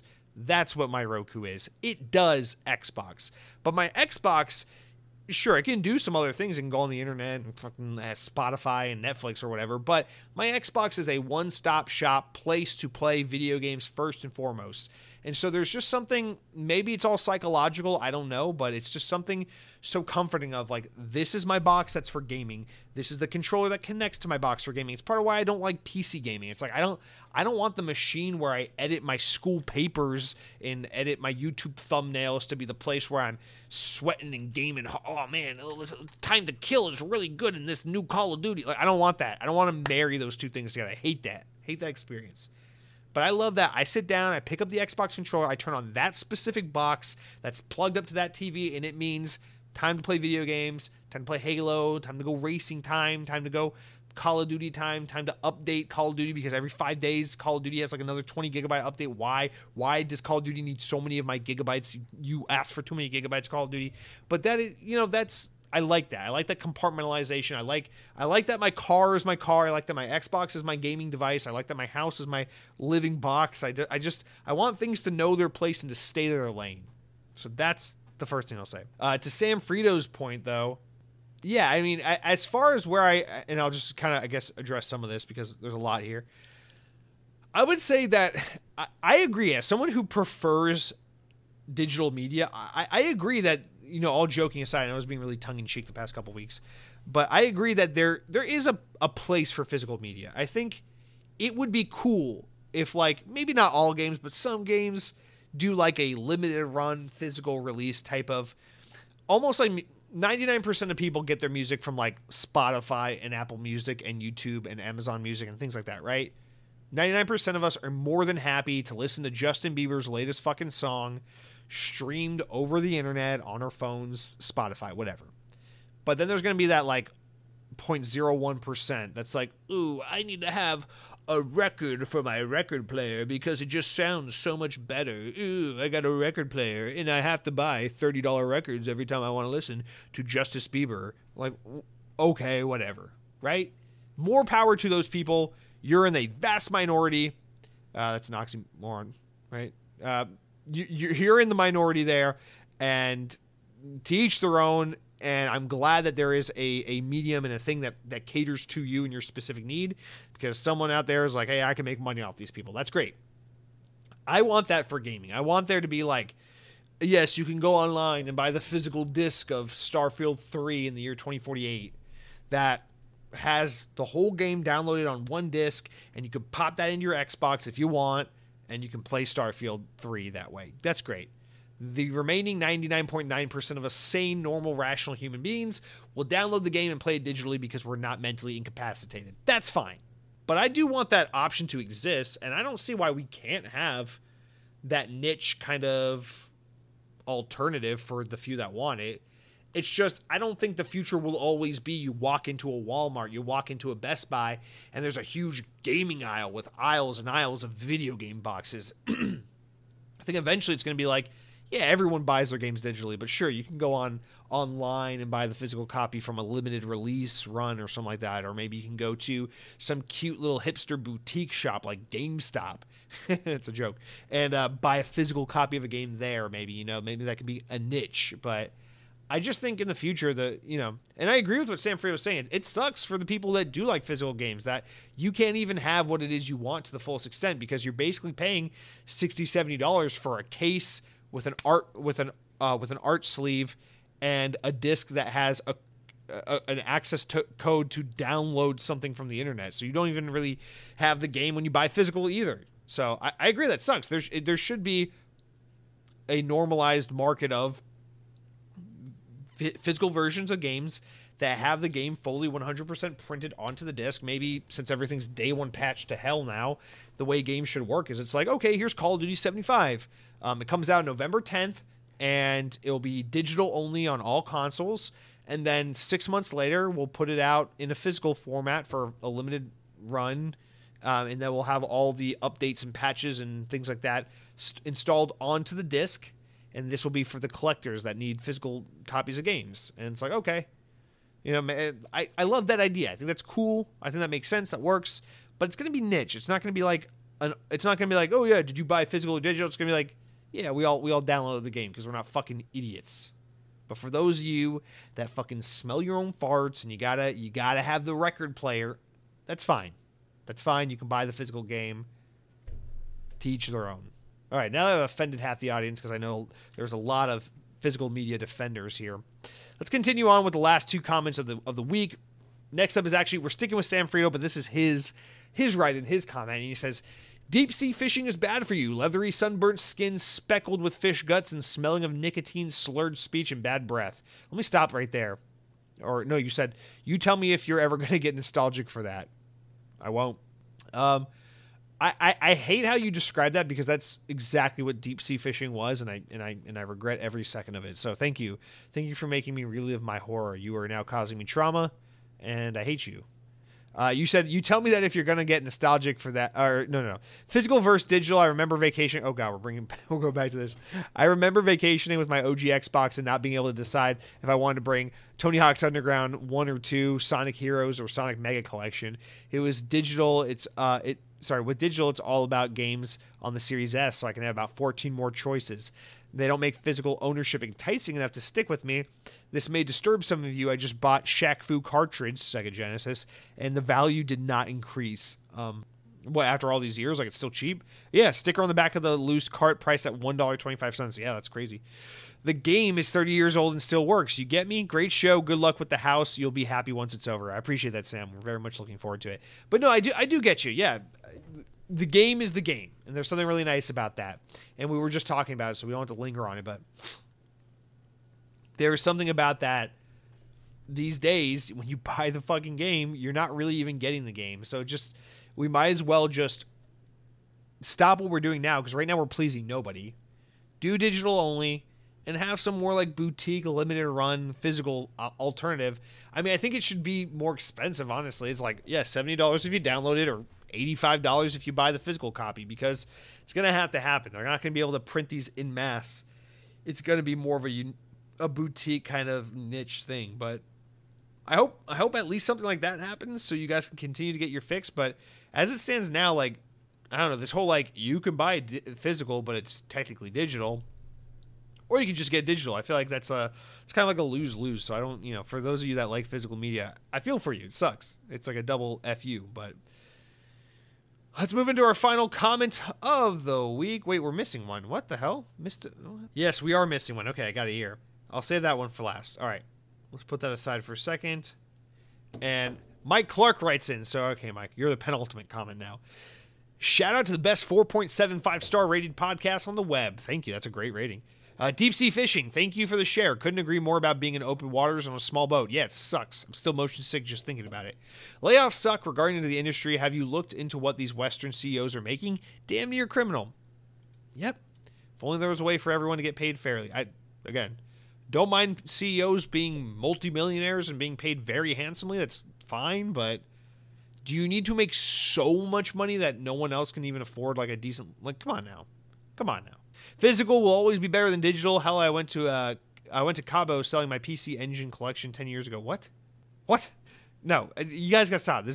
Someone's gotta be on the digital team with me, please, for the love of God. Great show, and thank you again. Also, P.S. I'm convinced Jesse just wants to live in a Demolition Man / Wall-E world where you just eat Taco Bell and babies are made in a petri dish. I don't, and as I told you, I really don't mind that alternative future. I don't necessarily see what's wrong with that. I've watched Wall-E many a time before, and I don't see what's wrong with that future in general, to be completely honest. I feel like that movie kind of misses the point, which is like, we don't need Earth. We are better than Earth. We are stronger than Earth. So, whatever. All right, and the final comment is none other than Mr. Head Hunting Halo, who always closes out when he writes in because we love him. He's a fucking wild card. He says, I'm seriously on the edge of pre-ordering the Meta 3. Someone please help me. My son has the 2, but I would love to play with him. And what should I do? What are the games are your favorite? And I have the grilled chicken tacos from Taco Bell. Honestly, sucks. The taquitos I get from the store are better. Did you see the new voodoo flavor? Okay, let's answer this backwards and get back to the top, because the top's the big comment. Yes, we talked about the new voodoo flavor on the podcast a few weeks ago. I'm drinking it every single day. It's not very good, but it is Halloween, so I have to drink it. So yes, the Taco Bell chicken rollers do suck. You're right. The grocery store taquitos are better. That ranch dipping sauce is amazing, but yes, it's the spicy ranch dipping sauce, very good. But yeah, the taquitos themselves suck. They're very disappointing. I cannot wait for the next Taco Bell item, because this one ain't it, son. Meta Quest 3, isn't that like $500, $600? I don't know what to say, man. I have a Meta Quest 2. I don't like calling it that. I have an Oculus Quest 2, for the love of God. And I don't know. It's weird, dude, because I have a couple games. I bought like Job Simulator. I bought the 3 Vader Immortal things. I have that one zombie game that's kind of like Left 4 Dead that I can't believe I forgot the name of, but it's pretty cool. I forget the name of it. Honestly, the best stuff in VR, I like Pavlov VR, things like that. The best stuff on Oculus Quest, in my opinion, is like all the free to play shit, dude. You know what? This is weird, but I love VR Quest. Why am I forgetting all these names? I really love VR Quest. Chilling out and fucking around in VR Quest is a lot of fun to me. And Job Simulator is super good, although that costs like $15 or whatever. I don't know, man. Oh, Gun Raiders. Gun Raiders is a ton of fun. That's free. But I love my Oculus Quest. I don't regret buying it. I got like a deal on it for like $250, I think, when I bought it a couple of years ago. And I don't regret it. I like it a lot. When I do use it, I love it. But it is definitely one of those things where, like, I first got it. I was in love with it. I played it every day. And then after a couple months, I just stopped playing it. And then 6 months later, I was like, ooh, I should play that. And then I played it, and I was like, this is fun. I love this thing. And then I stopped playing it. And then 6 months later, I was like, ooh, this thing's fun. I should play this thing again. And then I played it for a night, and I was like, okay, I'm done with it again. So I will say, I highly recommend it if you're curious about VR and you want to have this kind of experience. But just know that it's very limited experiences, and you will get bored of it way faster than you think you will, because especially for how insanely mind-blowing and engaging those first few experiences are, it's surprising how fast you fall off of it. That being said, I think for like $300, an Oculus is an amazing investment. I think for $500-$600, it's a little steep. I don't know.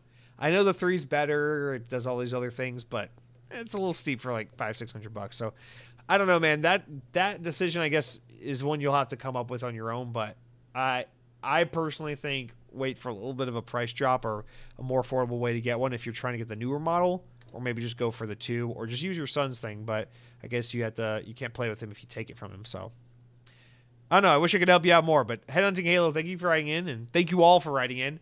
I am losing my voice because I'm talking too much, and so I need to go. So thank you so much for listening to the Xbox On podcast. I hope you'll take the time to listen, enjoy, and leave a review if you can. It would really help out a lot. Try and get some more of those 5-star reviews, and thank you all as usual. So have a great week. Play some Forza, play some Modern Warfare 3 beta, do whatever you want. Take a break, touch some grass, eat some ass. I don't care. It's all up to you. But until next week, power your dreams.